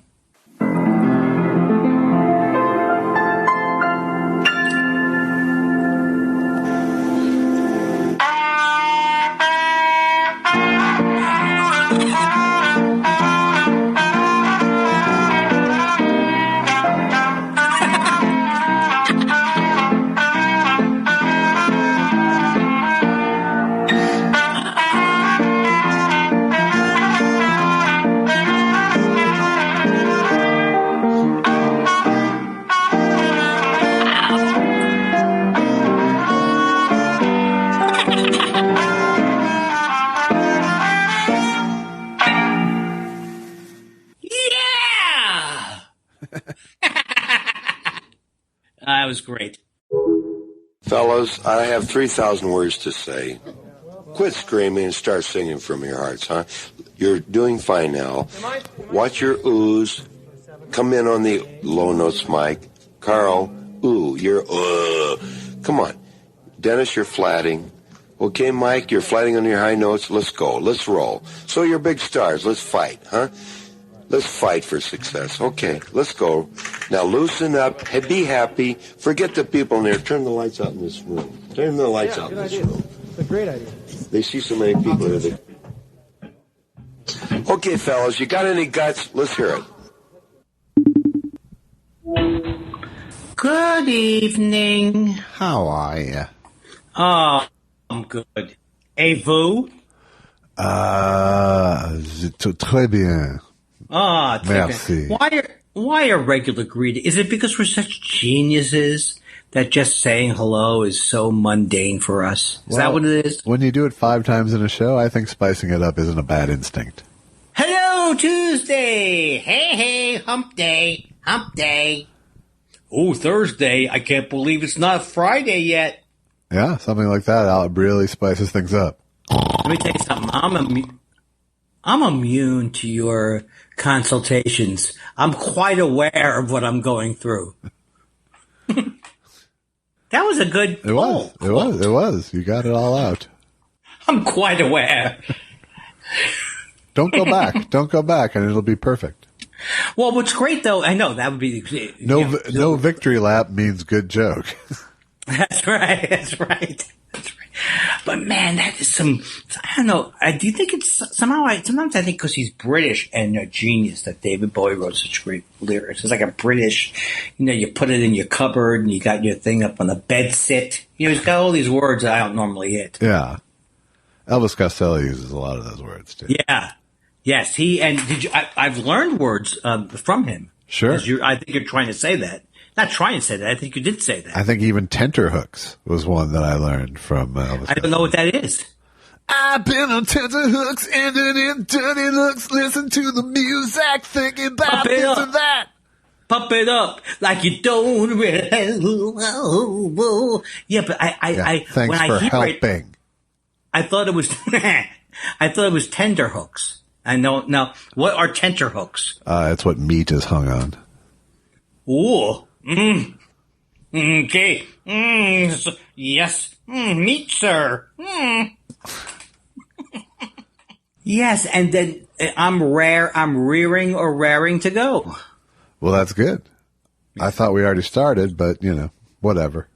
I know. I think what the problem with me, starring Andy Kindler. That's the name. That's the subtitle of this podcast. Of everything. What's wrong with him? That's right. What's wrong with him? EM. Is I do think of, because of, I have a person in my head always observing. So I'm always thinking, that was the beginning of the show. Now we're 2 minutes and 48 seconds into the show. I certainly hope I'm in the moment. All right. That kind of thing. And now there's a ticking clock on screen, so you can be really accurate. My clock doesn't tick. No, what does it do? Okay. Kind of like goes, hello, don't force me to do tags. You started into something. I know you started into something. Yeah, I don't know. It doesn't matter. I went grocery shopping. I did my weekly grocery shop today. Yes. Now, you are one of the few people out there. I guess not really. No, it's pretty, it's not bustling, but it's starting, I have this feeling that it's going to, people are going to start becoming cheaters more and more over the next couple of weeks here in LA. How come? Because of the general around the country crap? Yeah, just that now that we've sort of hit what feels like 2 months here, I think people are just going to start getting antsy and stupid. Yeah, but I can't see people just going to a restaurant or anything like that. I mean, they have to be open, first of all, so. Right. But I don't even feel like fun to sit in a restaurant and do you have your mask on, then when the food comes, you take it off? How's it work? I don't know. I just have no faith in humanity right now, so I can only see, my only speculation is how are we going to fuck this up? I know it's very disconcerting because they were showing Obama talking about in 2011 pandemics. I mean, it's like you miss having some kind of voice of normalcy or normal. I feel like I was realizing today. I really feel like the Vegas shooting was the moment that America just became dead inside. Wow, I never thought about that. Why? Because there's so many, right? Well, no, just because it breezed by in an elongated news cycle, and then it was gone. I know, and that one was like truly that one was fucking believable carnage. Yeah, how many people died? 100 people died? Less than 100 died. Like 400 and some were shot. Another 800 and some were injured. I think it's terrible, and not only I know what you're saying though, the numbness of it, because that was something like can you imagine what could happen if something like this happened? That's what that was, Yeah. Someone just taking pot shots at people. And it's been done before, but not on that kind of scale, and we just sort of shook it off. Yeah. How long ago was it, do you think? I'm going to say 2 years now, but maybe not quite. Well, maybe it's that, and when the young children get killed, and then people call them false flags or whatever. Yeah, it's all horrible. So today's a good day. I wish that we could keep this going, this indoors. Not really, but kind of. Much like me, you're what? You're like 15% away from regular life, living like this. I think that's exactly true. I don't see a difference. It's not radical. It's it's even I who live like this, I'm ready to do some shit. But, but it compared to other people's lives, our disruption level is pretty low. No, but I think it's almost like I don't know why I feel this way. I feel like I've been lucky. So, the other side, the negative side of myself says, well, that just serves you right for dodging a bullet this far. Well, how does it feel now? I'm just tired. I am tired of this sentiment. I'm just feeling grateful. You know what? I don't. Yeah. You know what? You can feel more than one thing, and grateful is part of a balanced, healthy emotional diet. But if you're just feeling grateful right now, that doesn't show any depth whatsoever. What do they mean by they're feeling grateful to be with people? It's just virtue signaling bullshit. It's just it's just people trying to be teachers. I did watch, and I know you're going to love this. I watched Brett, I know because you commented on it, me watching Brett Dennen teach people how to do watercolor. Yeah. I would never have watched that if it wasn't for the quarantine. No, it was. I wasn't commenting on you liking the watercolor thing. No, you can see where I was. It was going. Tweet number 2 that really made me go. Of course. I can't even believe anybody could stand me for 3 seconds. I swear to God. Everything about me stinks, is what I think. Well, I really do think that. I don't think that at all, my friend. That's how I think of it. You know how you got to tell. Here's how I think. You know how I can back up my theory. Okay. Test show 155, Andy. Well, what does that prove? That some people do I strike you as a masochist? No, but here's the thing. I tweeted. I've walked away from high-paying jobs I didn't like. Right. Well, that's true. But let's isolate it to the horror of what's in my. So this is what's in my mind. Okay. All the time. It's like, if only I could hear this. This is the worst take on it. All right. The worst take on it is perhaps. Mr. Brent Dennen is showing some watercolor. I don't know if people know that I'm a watercolorist.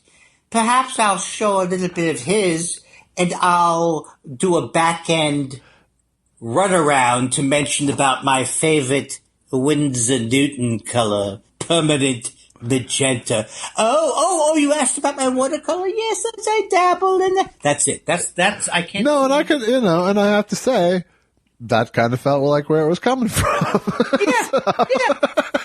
So, but do you understand? But that's in place. But back to this week's message or last week's message. That doesn't make you a terrible person. You know, it doesn't. It makes you bored. Well, that's what I was going to say.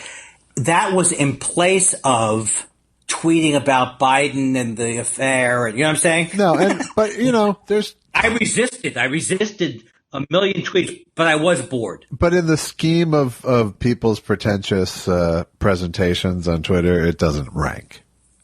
Right, but it's just there's plenty of people sharing their small enthusiasms online right now. Yeah, yes, but like. I guess what I'm saying is that anytime you share... Maybe I shouldn't have typed... No, I wouldn't have retweeted it if it didn't make me laugh. It's not... I don't retweet and go, yeah, this will show them I don't care. This will show them I'm going to pretend I liked it. I didn't notice you retweeted it. So. Oh, yeah, I retweeted. But the point I'm making is that the only point I'll make is that sometimes I feel like if I was really being honest, I would never tweet anything. Because this always seems to be, I want to say this to people. Yeah. Well, whereas a comedy club, they come into the comedy club, they pay to see, but now it's like, hi everybody, I just had a sandwich. Or this is what I used to make fun of about the social media. No, I know. That's what everyone did. It was hackneyed even. Yeah. To do the hi, I just had a sandwich. I think I'll stick with the fact that I was bored. And the other part of it is, there's nothing that you can say that is going to make me feel, I need to stop fighting with myself, which I am, pretty much. I don't fight with myself. Like, a fight with myself would be spend an hour going, I don't know what he means by that. I'm just a person who likes watercoloring, and I wanted the world, and he has the nerve to make it like I'm trying to be self. So that's all bullshit. I can make up any argument that argues against me having regular human emotions, you know? Right. And I wasn't greedy. I wasn't greedy. They clearly put those pot cookies out there thinking I would take all of them. You know what I mean? Don't snow the snowman. I don't. Was that a real life example? I have been at parties where I took too many pot cookies, I thought, off the tray. Yeah. Because it was free. And I wanted to get high. I took a couple to go home with. The to-go ones aren't classy. They're not.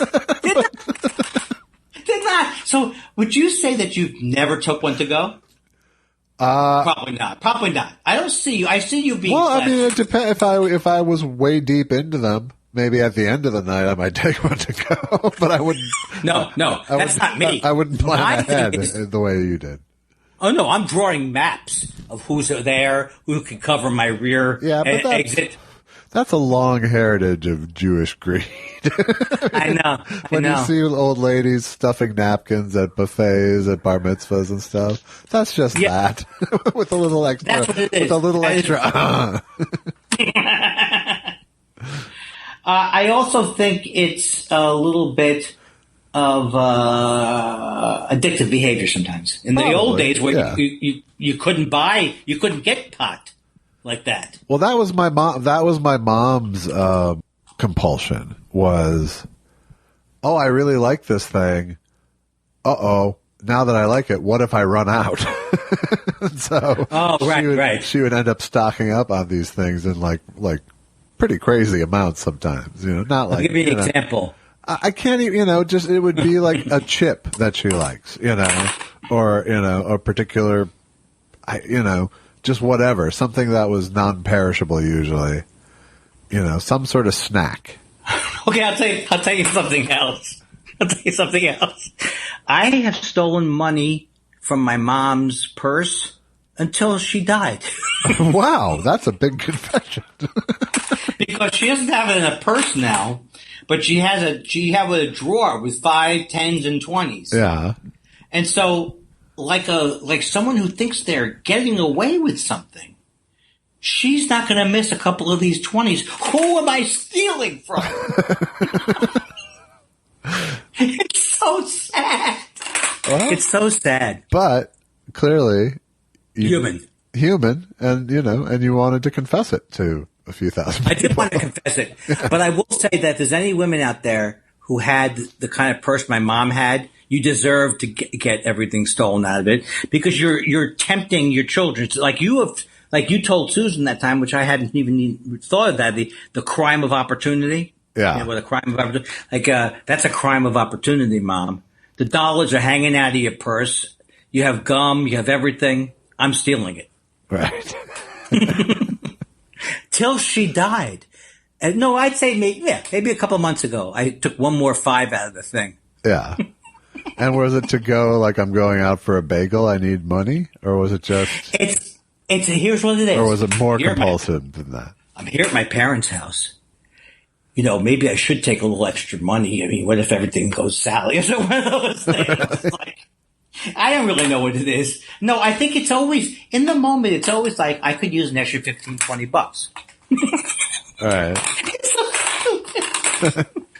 Mostly, though, since I've been an adult, I've even done things like paid for things at my parents' house, crazy things.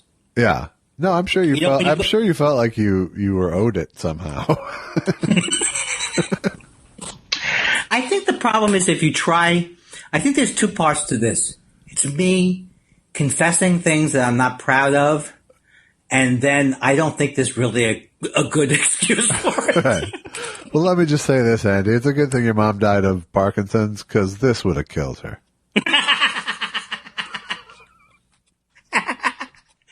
Well, now I'm actually, because of my OCD, now I'm totally afraid. Oh, now he's going to be looking at me when I'm over the house. No, I won't. When I'm wandering around. I promise. From room to room. I'll tell you other things. I've opened up. Andy, what's that dog-shaped bulge under your jacket? I've opened up people's medicine cabinets. I try not to do it, but I have done it. Well, that's also not classy. It's not classy, but it's universally unclassy.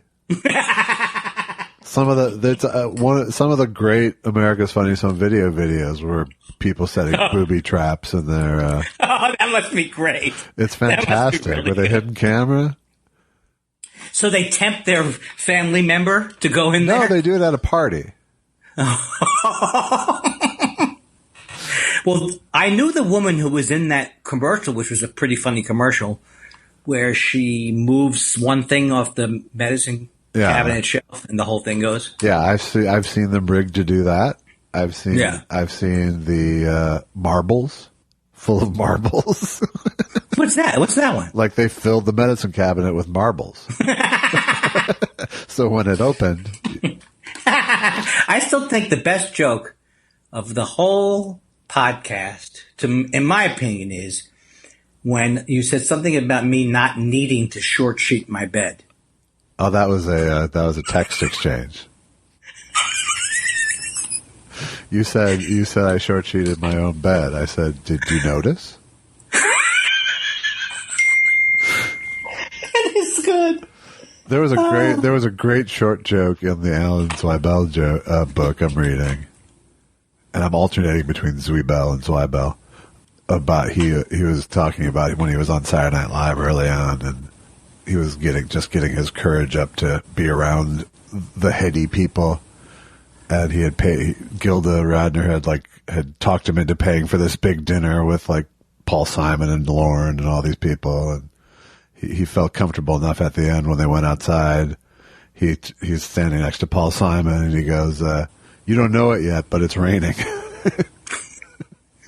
Wait, how come my mind? Why didn't I get that joke? Why didn't I get that? It's a short joke.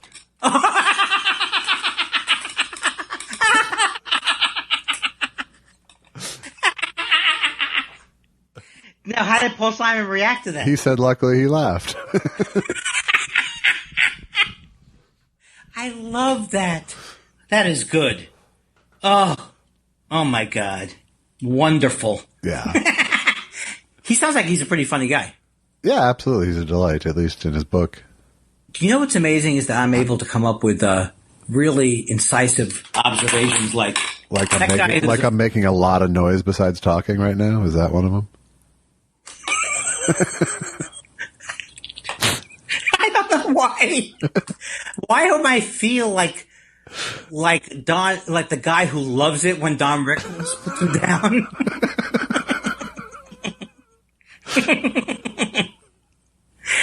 I hear a lot of noise on my side too, but I don't say anything because you say it doesn't get into the thing. No, but yours does. That's the weird part.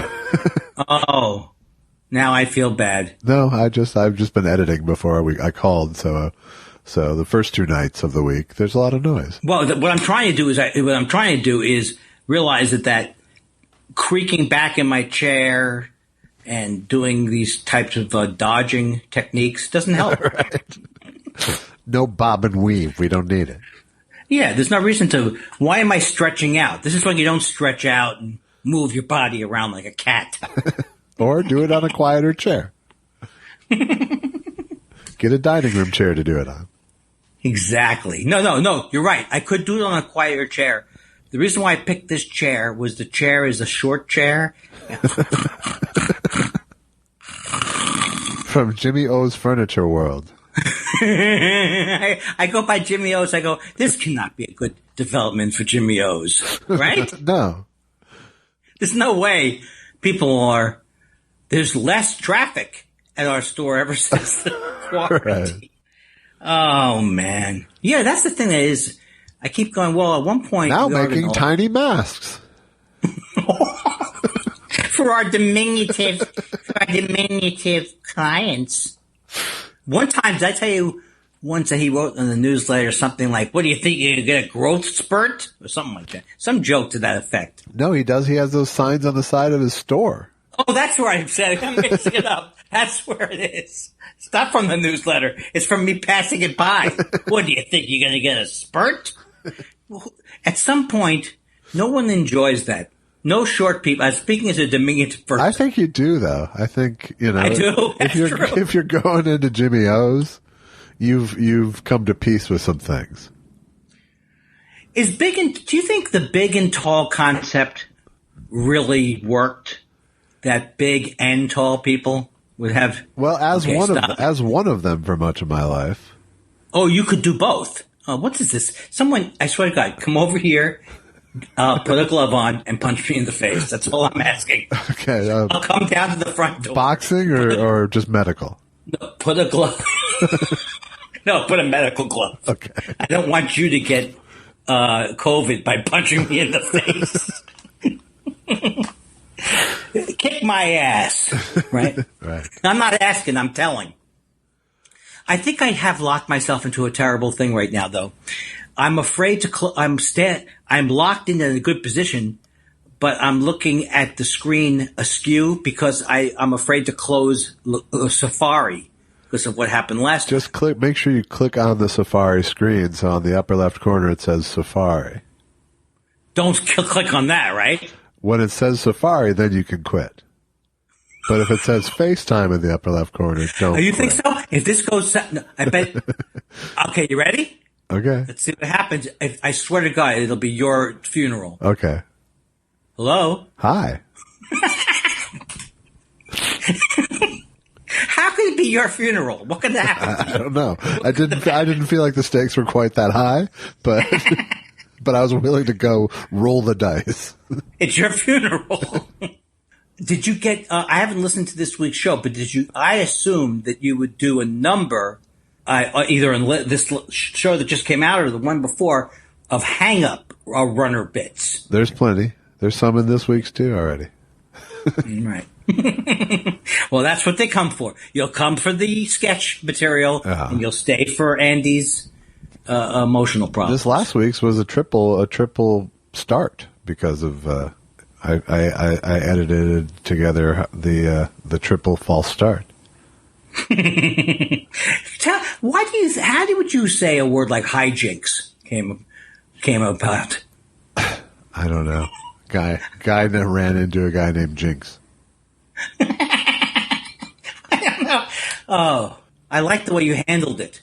And you got to be careful with me. You'll never, when you're talking to me in a conversation, you never know what I'm going to say that has nothing to do with the conversation and ends all the momentum. You never know where. Yeah, no, that's kind of the fun for me. Yeah, how am I going to screw it up today? Is what you might say. It's like being a juggling partner with someone with a removable arm. I have no idea what that means. I have no idea, but it sounds funny to me. That's about as far as I got too. Hey, I've already done a couple of promotions for my for the CD. I did a Scott Rogowski show. Nice. And stuff like that. So good.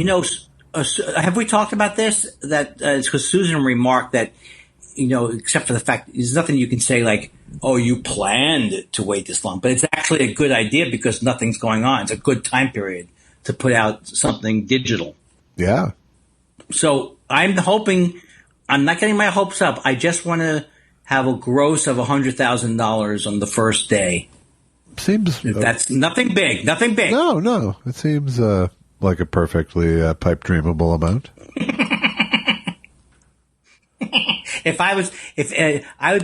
going to check. They better not tell me how to check on the numbers. I'll be checking every day. Yeah. But the main thing is that we did it. We did it. I thank you too, Josh. Just for the gentle nudging? Oh, yeah, I thank you for... You really put a little fire in them, under the thing that you light a fire under. My ass? I'm your little sterno can. See how my laugh is a lot easier tonight. I laugh easy. That's good. I like that about you. I don't think we'd get along nearly as well if you didn't. I can tell I'm starting to fade. All right, that's perfect. The timing is perfect. Do you think it is perfect? I do. In fact, I'm going to fade us out, so just keep talking. Okay, so the thing is, you know what I love about this show, Josh? What's that, Andy? It feels like you're coming in the middle of a conversation. You know what I mean? But it's you pick up again tomorrow. Right, and so I love the idea where people could be listening, and then they just go, oh, I wonder what they were talking about. And we wound up years later, Emmy and I, going into a restaurant on Franklin Avenue in Brooklyn. I was now a major, and the very kid who was at me again and again and again through all those years, the little Catholic kid, he was in that restaurant in a private uniform. And you know what? I began to sweat with fear because I didn't want to take it out on him, and I didn't want to make a scene while I was a field grade officer in the military. And then the fear turned around. Maybe he's still going to come at me, and he's only a private. And then what do I do? Because now I was growing up, and I was 6'1½", and you know how big he was? 5'7". He was a runt, a midget. I could have killed him. But it all ran through me, the whole background, right through me in that restaurant. I'll never forget it as long as I live.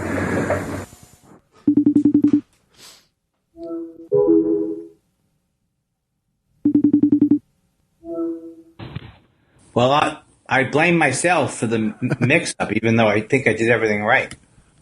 Clearly, not so much. You can't blame me. You don't even know. There's no way for you to prove it was my fault. Yeah, you pressed it twice. You son of a bitch. Can you ever admit that you're wrong?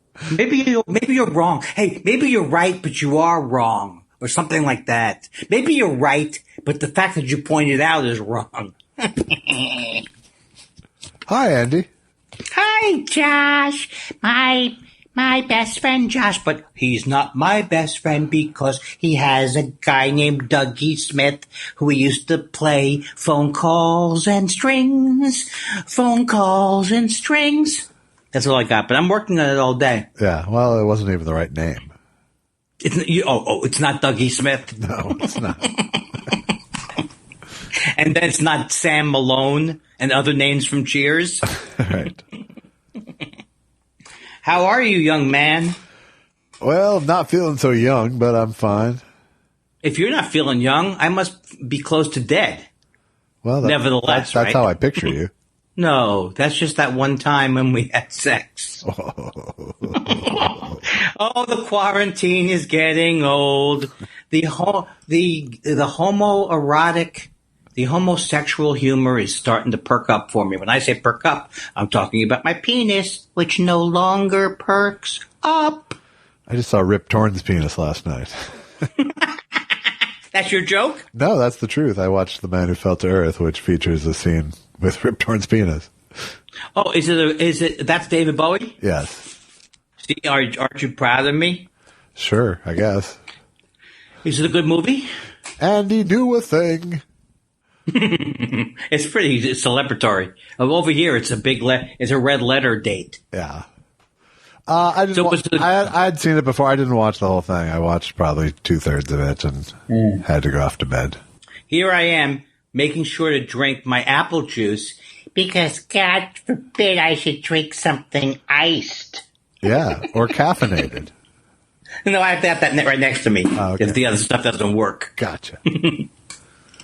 I learned today that I'm not going to thanks, Mom. I'm not going to get rich off of your will. Nice going again. Well, maybe if you wouldn't have been stealing all along the way. Shh. Shh. That is, first of all, I got a call from the IRS about that today. Yeah. It's unbelievable, their tentacles. Yeah. Well, I had a feeling they were in my hard drive. Well, I'm going to tell you the truth here, but don't spread it around because I'm not supposed to talk about money and I hate, and so don't tell anybody. Okay. All right. Okay. Except on the podcast. So my parents bought the house in 1959 for $30,000, which wasn't a small amount back then. Right. But wasn't, so when that area became one of the last areas that was like, not the last area, but like it's in Queens, but it's like a really it's not it's not like a rich area, but it's certainly a upper middle class area. And these square blocks. See, I think I was born middle class, but now the value of the house pushed me into upper middle class. So I've been every time an Uber driver, every time what's another kind of driver, a Lyft driver, drops me off, I have to tell them, because there's another thing, you learned this about me yesterday, about my problems. Hi, I'm a watercolorist. Does that make you like me more? Hi. Oh, hi, Uber driver. Guess what my parents paid for this? $30,000. That will impress anybody in Queens, New York. And then I say, it's worth like $1.5 million now. And we both laugh, the Uber driver and I laugh with gusto, knowing that it's going to be in Andy Kindler's hands one day.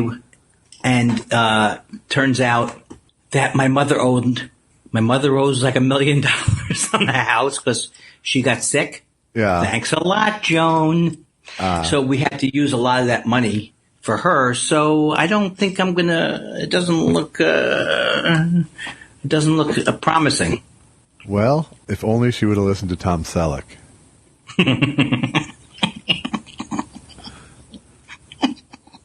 So she had just remortgaged it recently? She didn't do any of these things. My mother didn't make dinner. She didn't particularly parent us. She wasn't good at activities. Yeah. No, my brother, my dad passed in 2015 as my mother. So then he took out a thing on the house to pay for her care, which made total sense. Sure. And, but now, also right now, market's not so great. Yeah, it's a little tough to sell a house this second. Yeah. So first of all, when I was telling those people it's worth $1.5 million now, I wasn't worth $1.5 million then. I was bullshitting, or not bullshitting, but hoping. The type of thing you hope when your parents are 50. Sure. Well, you could go back through the app and add little notes to each ride. Each what? To each ride you took. There's a record of each ride. You could leave a note for the driver that you were mistaken. So, but she still had money left in her account. But it's just like the thing is, I'm just saying, don't. I don't know what the advice is. Don't allow your mom to get Parkinson's or something. Keep her healthy. If that's your goal, if that's your game, is to get a big inheritance. Don't count your chickens before she cacks. And the thing is this, I have a therapist, and my therapist is totally fine for me to have been excited about getting money. It's not bad. Right. To go, I mean, I shouldn't rub my hands together and go, cha-ching, at Probably the funeral. Not. No. At the funeral, cha-ching. Is this going to be an open checkbook funeral? It reminds, for some reason, do you know, every time I watch a movie with a will or a thing, I never understand. I've never been in a will. I don't understand what's happening. So all I'm thinking about is Paula Lindbergh going down to the house in the movie. All right. Coming home with a horse. What's that? Coming home with a horse. Yeah, so that's all I was thinking. It was like we were on the phone to the realtor, and the other thing that's a kick in the teeth, not a kick in the teeth, but it kind of is along the lines of we're going to sell this house for $1.5 million, and is that the fact that that the house is in an area with nice houses and some McMansions, right. Horrible McMansions. I thought someone's just like anybody who watches $1 Million Listing or any kind of these realty shows, you always think, I would love someone to get in there and really appreciate how old it is. It's from 1926 or whatever. Bring in the wrecking ball. Oh yeah, because first of all, what can't you see in the kitchen when There. Anything else? You're in a little cubicle. It's not open concept. Josh, my parents' kitchen. So you want to knock down that wall? Well, that's where they put the fuse box with all the wires in it. So it's like it's not going to be move-in ready for someone who's going to be at the upper end of the realty market. All right. Was that a terrible story, a bad story, a good story? Started out good, went downhill. Wished you'd never heard it. 6 dozen to 1.5 dozen the other. Well, I mean, it was a little bit tinged by the fact that it was sort of colored by your greed, but but it's legit business. It's legit new business, I think. That's a terrible thing to say about it. It's a terrible way to characterize me. This is well, me. Don't make me review the conversation as it's happening then. Well, you told me a few weeks ago there's nothing wrong with how I grieve. If I want to grieve by hoping I get all the money out of that house and that I somehow cheat my brother and my No, I think it's good for grieving. It's just not good stories that it makes. Because it'll make people think less of me? Maybe. I'm still reeling from, I stole money from my mom. I don't know why would you bring that up? If you ask me why would I bring it up, you're only going to get a 5-minute defensive argument. I was kidding anyway. I know, but it wouldn't even matter because once I give over the keys to my worthiness to you, it doesn't matter whether it was right or whether it was wrong or whether you were kidding around. I'm already in that. I'm already the greediest man in the world, who can't wait for his mom to die. Yeah, but the problem is that you've predicated all of this approval at the same time I've been making fun of you the whole time. So it's hard to know exactly where to go to make you feel comfortable. I mean, would you like me? Did you say make me feel comfortable? Because you could make me feel like I have a nice living. I could, but it would really be hard to get there. I can't believe we made it to Friday in many ways. Although, why can't I admit it? I don't think you're not admitting it. One day you're going to call me up, probably not during the show, and you go, look, Andy, I don't know why you're so fucked up. I don't know why. And sometimes I get exhausted during look, I understand. And I feel sorry for your wife. But the point is, we have to do some new business on the show. It can't all be, I wanted to punch an old lady in the face today. Is that okay? I didn't punch her. But that's good, Andy. That's good. Oh, good, because I thought, because you said I can do anything when you're making great strides, Andy. Hey, let's get to some questions. So we can get out of here for the week, huh? Hey! Oh, I thought it was a theme song happening. Why even try it? All right, fair enough. The viewers like to ask us questions. Then they like to ask Josh to do his impressions. They love to see him do James Mason in any conceivable situation. on the question day. Sous vide with the running gag of the year. Hey, Zuzu's father, has the situation improved? Sent March 18th. Well, I just think that's a crazy question. Sure, the situation's improved for Potter and the other fat cats, but if you look at the people who pack our meat and deliver our Grubhub, it's still a jungle out there. It says every time a man dies in the factory. Shove it up your ass, Zuzu. Shove it up your ass.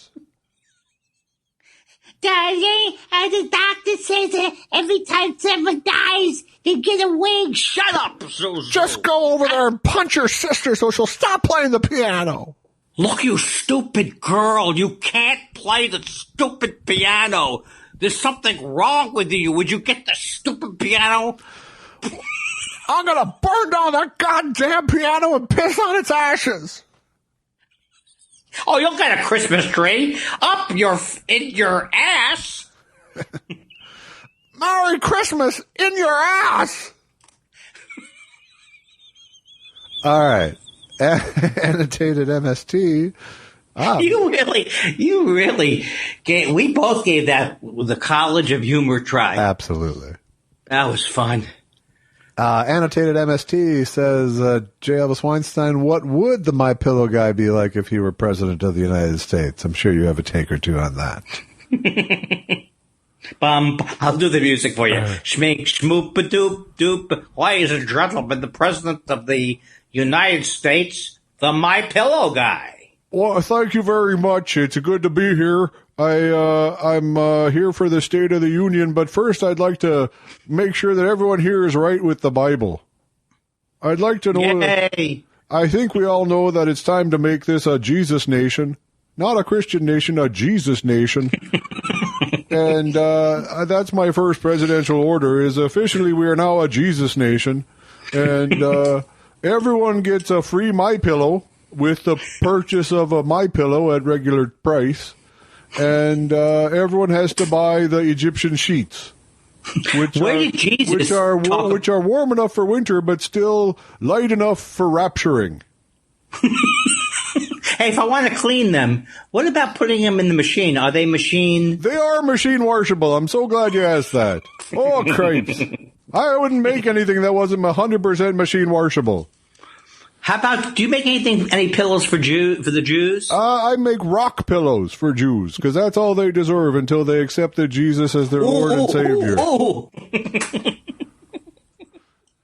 You can't get raptured with a rock pillow, is what I'm saying. You're using one of those foam rubber things. So that's when you wake up in the morning, you go. Your neck goes kick. All right, we're moving on. Thanks for checking in on my presidency. Wasn't there some kind of a controversy about him this week? I forgot what it was, but something. I killed a hobo down by the railroad tracks. No, I don't know. Was there? Something he did wrong, but probably not. He did put out a thing for his book, which was pretty creepy. A couple people sent it to me. Just an unbelievable. You go from a crack addict to CEO as if that's not a lateral move, if you know.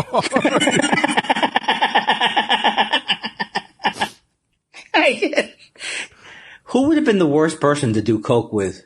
That asshole. That might have been the way. Yeah, he would be horrible. I got another idea. No, come back. I got another idea. I bet he was also a positive crack person too. You know, he really. My vial's half full.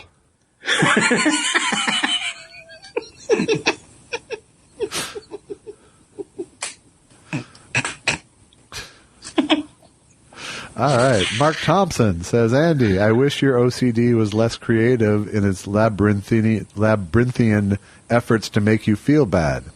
I wish it half-assed creating guilt so you could ignore it more easily. I think that's I'm sorry. Oh, no, and then he says, Josh, can I request the theme from MASH next? I get the full. No, I agree. I agree that it would be better if it wasn't so smart. My OCD. Yeah. It knows how to get me. It's like the junkie brain, like I said. Yeah. What's the junkie brain? Junkie brain is the brain. Like for me, it's the brain that tells me it's a really good idea and you can have a cigarette right now. Oh, yes. Has that brain ever suggested ice cream in the morning? Because that's no, that but happens to me. It's the same family brain. Same thing, yeah. And as for the theme from MASH, I have to say, as Andy was talking, I'm not going to play it on trumpet, but I think I can play it on harmonica right now without a week of. Woo!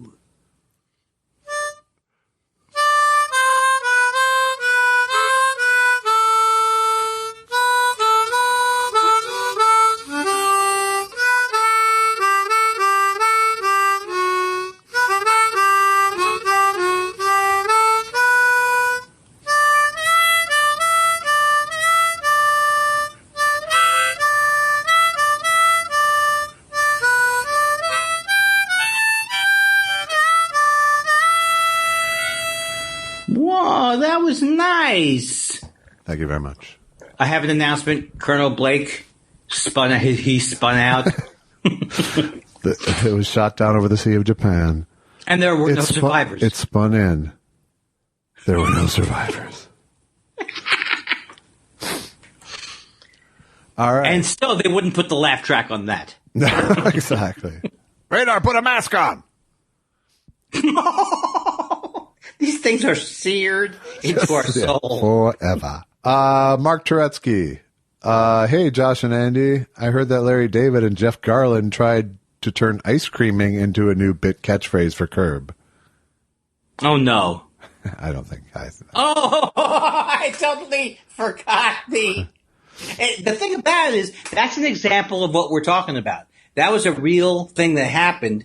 And when you try and make a catchphrase every episode that equals something that just part of life. Right. It's just, we weren't thinking, we didn't make up T-shirts. No. I've got ice cream. Right. Seth Dick III says David Crosby blocked me for asking him what it was like to do the famous Christmas duet with David Bowie. How was it? Why did he block? Was it bad? I mean, was that a bad experience for him? No, it was Bing Crosby who did the Christmas duet with David Bowie. But he was it was like a joke, right? Let him finish his whole bit here. Okay, Captain, jump in. No. Just because you don't understand doesn't mean that the rest of the people won't. David Crosby blocked me for asking what it was like to do the famous Christmas duet with David Bowie. How was I supposed to know it was Norm Crosby? I'm no rocket scientist like Jeffrey Epstein. That's a good joke. Oh man, I'm sorry, Dave. He didn't really. That would make me sad. I could totally see David Crosby blocking someone for doing a Bing Crosby joke, probably. Yeah, that's probably true. Well, he could also bring up the time. Well, also, didn't they perform once for the president and it was terrible? The Buffalo, I don't know if it was Buffalo Springfield or Crosby, Stills, Nash. But it was Crosby, Stills, and Nash did their last gig was singing Horrible Silent Night at the White House. Oh, that's what it was. Like, people were laughing until they realized they shouldn't be. I think Obama was there. Yes, it was in the documentary. Yes. Yeah, that's right. That's where I saw it. Stephen Elton Yates says, I've been watching. Stephen Elton Yates, big coffee buyer this week, by the way. He is. Yeah. Oh, thank you. No, I'm so. I don't want to call myself stupid, but I actually was thinking, did he get it from intelligentsia? Thank you, Stephen. I've been watching a lot of old sports on YouTube. I saw a boxing match called by Howard Cosell and Vin Scully. Do you guys have the audio of that? One of the boxers was from the Republic of Domingo. Well, it's a special pleasure tonight in the booth to have Mr. Baseball, the man known for his alliteration and his ability to make with the statistics. Mr. Vin Scully is going to announce the fight tonight between Roberto Del Bison of the Republic of Domingo and Goyo Sabagala. Hello, Vin. Apparently, he thought he was going to give me time to speak. Anything but. Why did I make that horribly long? Natweet Bahara says, I offer to the court today that Billy Crystal's brown face of Sammy Davis Jr. was respectful and acceptable as opposed to the traditional black face, which is derogatory and derisive. The defense rests. I mean, I can't weigh in on that because why would it be? Because he went with a different tone of color? I don't know. I think because he was trying to be tributeful with his impression. I don't know. I mean, I think it's a legit discussion point. What's right and wrong to do, and if you're doing an impression of somebody, if they're a different color. Yeah, it's a tough one because, like, I know which side I'd err on in this day and age, but I think, I think at some point you have to be aware that you might have blind spots that you're not seeing. And also, does the impression need him to be? Look, maybe he shouldn't do the impression at all. Well, that's where the thread gets once you pull it off. Yeah. I don't like his whole jazz thing. I don't know, man. I don't know how ebonic Sammy Davis Jr. is, man. I just don't know. I think he's a citizen of the world, kind of a cat, man. See, Billy Crystal did the old Jewish guy that the movie wasn't such a great movie, but the Mr. Saturday Night Live, that guy, right? The old. Well, that makes sense. He's a white Jewish man. It's like you do, or when their black person does. Jewish. Agreed. It was much more in his wheelhouse, so to speak. True. But no, I'm not doing Dennis Miller, man. Dennis Miller is not a cool cat in my book, man. You do have a lot of joy when you get your mouth around any kind of but you enjoy it. If I can slot in, absolutely. Yeah, it's good. It's when I can't. It means you're healthy. Yeah, you're a happy person. Natweet Bahara says, Josh, I'm a longtime Louis Armstrong fan, and your Dick Van Dyke Show theme had a lot of Pop's phrasing in it. Not easy to do. Well done. Boy, it's hard for me to take that one seriously. I can't, that's right. It's like he's pulling your leg. He can't be pulling your leg, but maybe he's right. Maybe you have great phrasing. I think, if anything, I have good phrasing. Oh, no. Oh no, everybody. Oh, no. My tone is for shit, but my phrasing is dead on. Right on top of this sensitive discussion about doing Sammy Davis. Exactly. Greg Kelly says, wow, James Mason, after your Prince tribute performance, I thought it couldn't be topped. But then I heard you in the Broadway Sondheim birthday celebration. Could you favor us with a bit? Who? What is a Sondheim birthday? I don't even know what that is. I don't know either, but I'm happy to oblige. He sent me a link to Send in the Clowns, so here's the lyrics in front of me. What can I do? Isn't it rich? Aren't we a pair? Me at last on the ground and you in midair. Send in the clowns. Isn't it bliss? Don't you approve? One who keeps tearing around and one who can't move? But where are the clowns? Send in the goddamn clowns. You really have tapped into something that is it's like almost like what's the word called when it's like not iconic, but like there's something about that voice that's there's something in our primal. It fits me like a smoking jacket.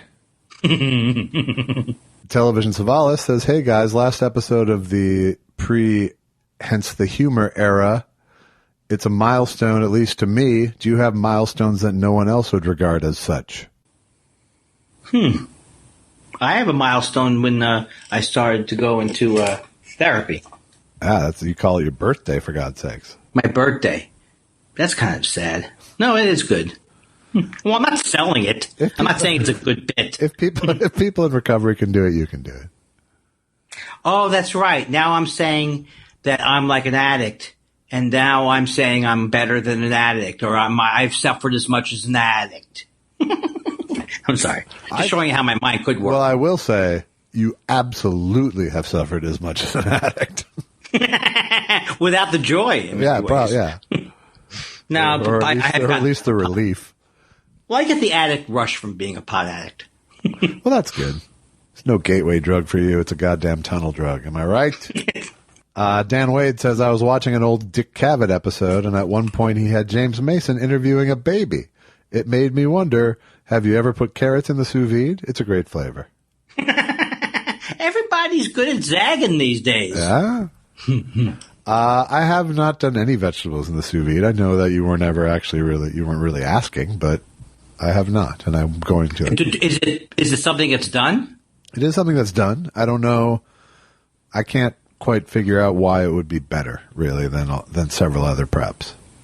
Susan made potato latkes that were from a recipe in the New York Times, and they were just like my grandfather made them. Oh, nice. Oh my God. You like that flavor too, right? Fried potato? Yeah. That's not what it is. It's something different, and I think it's because you dice them or whatever the hell you do. Well, there's onions in there as well. All right, go ahead. Stephen Elton Yates is back. Personal question. He says, who is handling the quarantine better, you or your wife? And what are your wives doing during this time? Are you squabbling more or less than usual? I love the current Thought Spiral format. Thanks, Stephen Elton Yates. Oh, thank you, Stephen. I mean, if you like it, I'm happy with it. Well, me and the wife, we're doing is nonstop the horizontal cha-cha all day and night. Oh, no, I'm getting along with Susan, I think even better than, it's even better because I know this sounds like something I'm angling for a president or something, but we're just having fun with each other. That is like not a bad part of this at all, is spending time with my wife. But I'm in therapy and I'm more healthy now too. Yeah. How about you? In terms of marriage litmus test, we've done very well. It has put no more stress on our relationship. What kind of reagent are you using? I'm using the double uptake re-inhibitor. Hey, let me ask you a question for Montreal, virtual Montreal 2020. Yeah. What's this reagent? I already have this joke. What's this reagent? The agency, that's what William Morris people did when they formed CAA. Huh. You're not going to use my name this year? Nice. It's the first time I've ever wanted to say, nicely played. And my wife is teaching, so she's been busy the last few weeks, and for the next she'll have another month of busyness. Yeah, I would wonder if that's actually harder for your wife than anybody else, because she's already a teacher and now she's teaching in a format that's not as, or maybe she loves it. I'm sure she would agree with you that it's harder for her than anybody else. Yeah. What is that? Is that a little slam at the wife? Sure. Oh, I'm telling Susan. Then Susan's going to tell Allison, and then we're not going to have the podcast. But is something bad going to happen? No. Okay. Justin Mantell says... never. You said that was going to end the podcast, and I said, but is something bad going to come of it? Oh, I wasn't prepared for you to do another deprecating joke. Justin Mantell says, how about an example from both of you of something you found yourself doing during the quarantine, specifically because you were so fucking bored? Well, I mean, I think the Dick Van Dyke Show pretty much is my entry. I would say playing the McDonald's supermarket game. I still haven't completed it, and I still have a few left. And I may not do it, but you have to do it by May 4th, I think. Is it Monopoly? Yes, Monopoly. That McMillions, did we talk about that? That was a good I liked good documentary. McMillions, yeah. Rookie Karoka, who you'll see if you watch My Favorite Year, you'll see that name. I didn't know that. I didn't know it was a reference. Yeah. Raising the kid right, watching Freaks and Geeks with her during the stay-at-home order. Was Harold's confession to Lindsay about the prostitute in Korea as uncomfortably funny on set as in our suburban living room? Honey, tell her about Korea. No, of course it wasn't. It was hilarious to us to do anything uncomfortable. And Linda Cardellini is, I don't know that I've ever seen anybody play silently horrified better than Linda Cardellini, which she does throughout the series. It's just her face is just explodes without moving. It's great. I'm telling you, that show is one of the all-time greatest shows, and the amount of episodes, not that it made people rich, but it was kind of perfect. Not perfect, but it was good. It's going to last forever. That's all I'm saying. Well, I hope so. Is that how you wrote it? Because I don't know if I said it convincingly enough. No, you didn't say. Oh. You didn't mention my name in the. Oh, wait a second. Quote, but You know what? I love the show, but you know what really makes it work is the writing of Josh Elvis Weinstein. I find the episodes where he's involved to be almost soaring, and it's a hyperbolic "bika boko baby, boka papa." All right, I'll fix it in post. Okay. Halpin Fraser says, "Hi Andy, have you ordered a copy of Apropos of Nothing yet? Sorry, Josh. What? Too soon, ye?" Seriously, Andy. I know it's from one of our shows, but I don't know what the hell's going on. Okay, have you ordered a copy yet of Apropos of Nothing, which is Woody Allen's book, is the question. Oh, and then he says, "Sorry, Josh. What? Too soon, ye?" Okay, I have not ordered that, so I do. Wait a second. Are you suggesting my brother suggested this?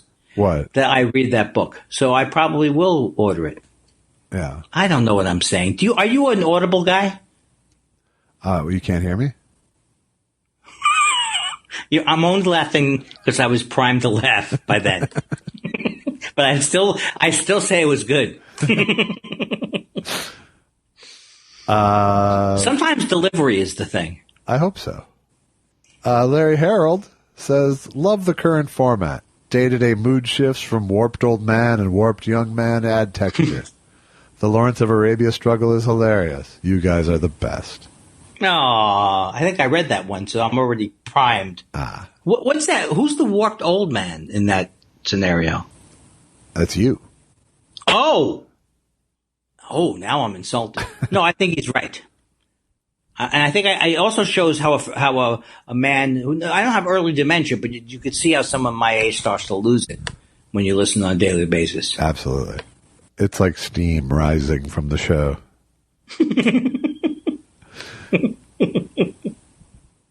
Eric says, "I was working on catching up on the show and heard my question about my wife visiting China from episode 135. After work, I rushed home to show her, and she was overjoyed. Anything to add so I can tell her in 5 months?" Well, first of all, it makes me, that she was overjoyed, brings me over to joy. Get it? So, yeah, tell her Andy's over to joy. Yes. That's wonderful. Well, anything else to add? Stay safe. Enjoy the new normal. Enjoy the new normal. We got this. Hey, we got this, right, Josh? We got this. We got this. Together apart. Together apart. We're doing the new normal. Hey, come on, America. You could conceivably get through it. We got America. This. Wash your hands. Good night. Wash your hands. Now, do you have now we're having a PSA contest for preschool Shark Tank. Do you have any submissions? It's very important that you get put the virus and the germs by washing your hands, and then you use my new special towel, which not only dries off all the water and the germs, but also tastes like candy, and it's very good for you, and it will keep the germs away from your mouth and nose and eyes. So how much is it? Do you need? I just need a capitalization of $250 million for 2%. We'll see what happens. For 2%, I'll give up the full 2%. See if that happens next week on Preschool Shark Tank. This is better. We're better than Martin and Lewis at this point. You know what I'm saying? We got our timing down. That's my favorite thing. Oh, God. It's not just hand sanitizer, but you can take your hands off. Bill St. John says, "For some reason, I can't convince myself I'm aging unless I see John Cusack aging. I'm a little older than he is, parenthetically. Staring straight into the mirror is, for me, an act of total denial. Is this weird? Do you track your age with another celebrity? Love you guys." That made me laugh. Do you track it? I don't know. When I look in the mirror, I'm blessed with not thinking I'm ugly. I don't think I'm handsome, but I don't think I'm ugly. So I don't get freaked out. Yeah. Your problems are all on the inside. This is so good. Everyone, it's rat-tat-tat. The AK is the JW-47. Oh, my God. He's taking me down. I'm going down, folks, tonight. Oh, yeah. Boom. He doesn't even have to think about it either. It's like, boom. Oh, yeah. That's sure. Your problems are on the inside. Oh, no. Your problems aren't with how you look. I mean, no, you don't look good either, but that's not what your problem is. No, you look in the mirror and you hate the person looking in the mirror, not what you see in the mirror. Right. It's not because it's not. The good news is it's not a judgmental physical thing. Right. It's not something I can age out of. Let's see. Okay. All right. I'm sorry. You say, here's something. Here's something from Mark Devlin. Mark Devlin says, Conan O'Brien. He sends it was an inserted longer question, so it took me. Quote, it's because I'm Irish, unquote. Since the onset of slew of worldwide comedy podcasts, I've noticed that Irish-American comedians, i.e. Conan O'Brien, Greg Fitzsimmons, Colin Quinn, Bill Burr, etc., love to carry the weight of the oppressed, self-loathing, guilt-laden Irish stereotypes as fuel for their material.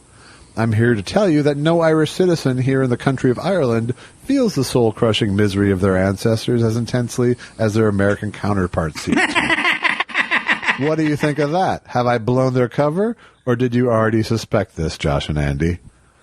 Well, I think you're picking people who I never thought of to question their bony feeties.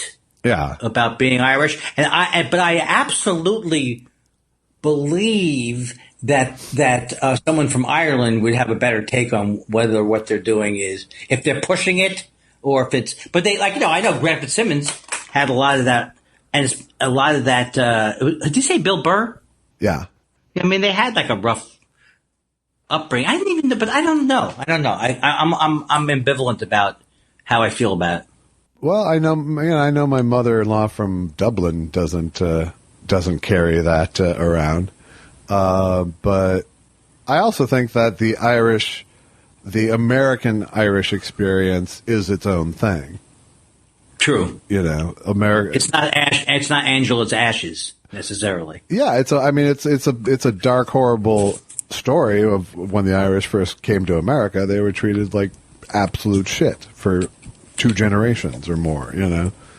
But so I imagine that's part of the American part of that Irish American is I'm sure part of that experience. But nonetheless, I think it's a good observation, and I like hearing it from an Irishman. Michael Lapsley says, hi, I take the medication Jardiance, which has the deadly perineum side effect. So the specter of death by gooch looms large in my life. I know it's potentially serious, but it tain't gonna get the best of me. Those Jardiance, I'll tell you something, those Jardiance commercials those commercials drive me crazy. But there's the one they seem to be holding a conference, and the guy's like, hey, do you know that if this one, but also your A1C, and then it seems like a big lecture, and I have nothing more than that. And your taint will kill you. Michael Lapsley also says, hello, my mother passed away on April 18th at 66, and I have to say, it sucks. I feel I have been taken apart and put back together with pieces missing. Being able to, quote, talk with you guys on Mondays is a nice distraction, and I thank you. Thank you. I'm so sorry. I am very, very sorry. That is, it's like I don't know why my mind all of a sudden goes, that's a real loss. When I had, my mother was 90, I knew she was, so I don't know why I guess it's a way of me saying that I feel, I can feel that pain. That's like a real kick in the stomach. Yeah. To lose your mom that young, or anyone that young, or any time you lose someone. But I'm glad that the show, and I do really feel like, I just think it's like sharing grief or sharing whatever it definitely does help to know that there's other people in the world who are going through stuff. Yeah, I think that's true. I can relate. I lost my mom when she was 64, and it does feel like they're still under warranty at that age. Yeah, they're young. It's like, it's got to be more painful. Well, it's like my sister. She seemed too young. Yeah, she was. It's true. And speaking of which, Carly says, do you think that Just for Laughs will go on? You mean in terms of that will laugh and go on? I don't know. I really don't know. And, haven't even been, someone said it's been rescheduled for October, but to me, everything's got to be penciled in. I think it was very end of September, October. Yeah. I'm doing a good job of not thinking too far in the future. Yeah, I think that's wise. Although I'll tell you something, and I don't know why I'm telling you this. I'm not telling it to you to brag or whatever, but that's why am I telling it to you? I got like a $4,500 in residual checks. Oh, today, nice. So. That is sweet, sweet. Oh my God. It's like that's where I feel, I don't, I think there's a God, but I'm not saying he's out there ready to give me, Kindler's having a down month. I'm going to do this for him. But just when things come in that way, and also because I've been less worried about, it just feels good to be less worried about money. Hey, Herbie, Andy thinks there's a God and he works at SAG.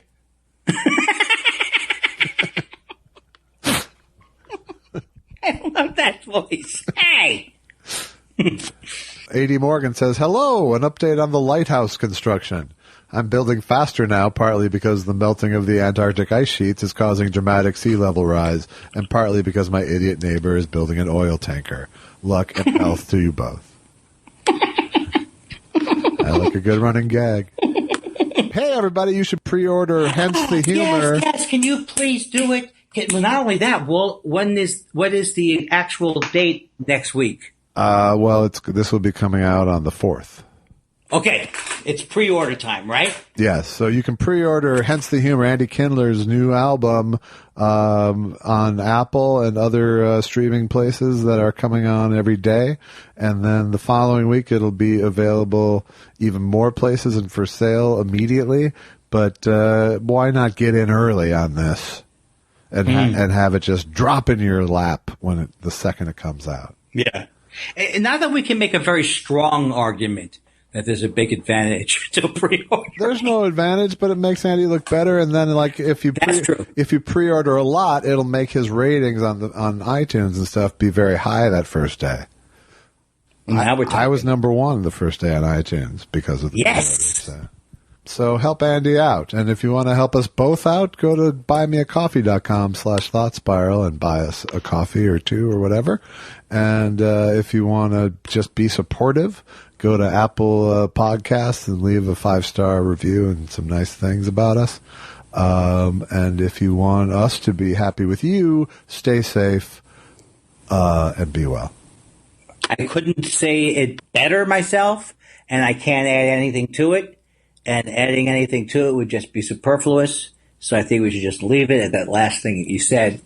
And it's been quite a week, Andy. Thanks for a nice week. Actually, I will be honest and tell you I've had this was really fun this week. I agree. I don't know why I'd lie about it, but a man who steals money from his mom's purse, I have to start qualifying things. The fact that you got that off your chest is enough to make the week worthwhile. Well, how can we say goodbye? Because I swear to God, even if we didn't have a podcast, we'd be Jews. Okay. Listen to this. Okay. Bye, Andy.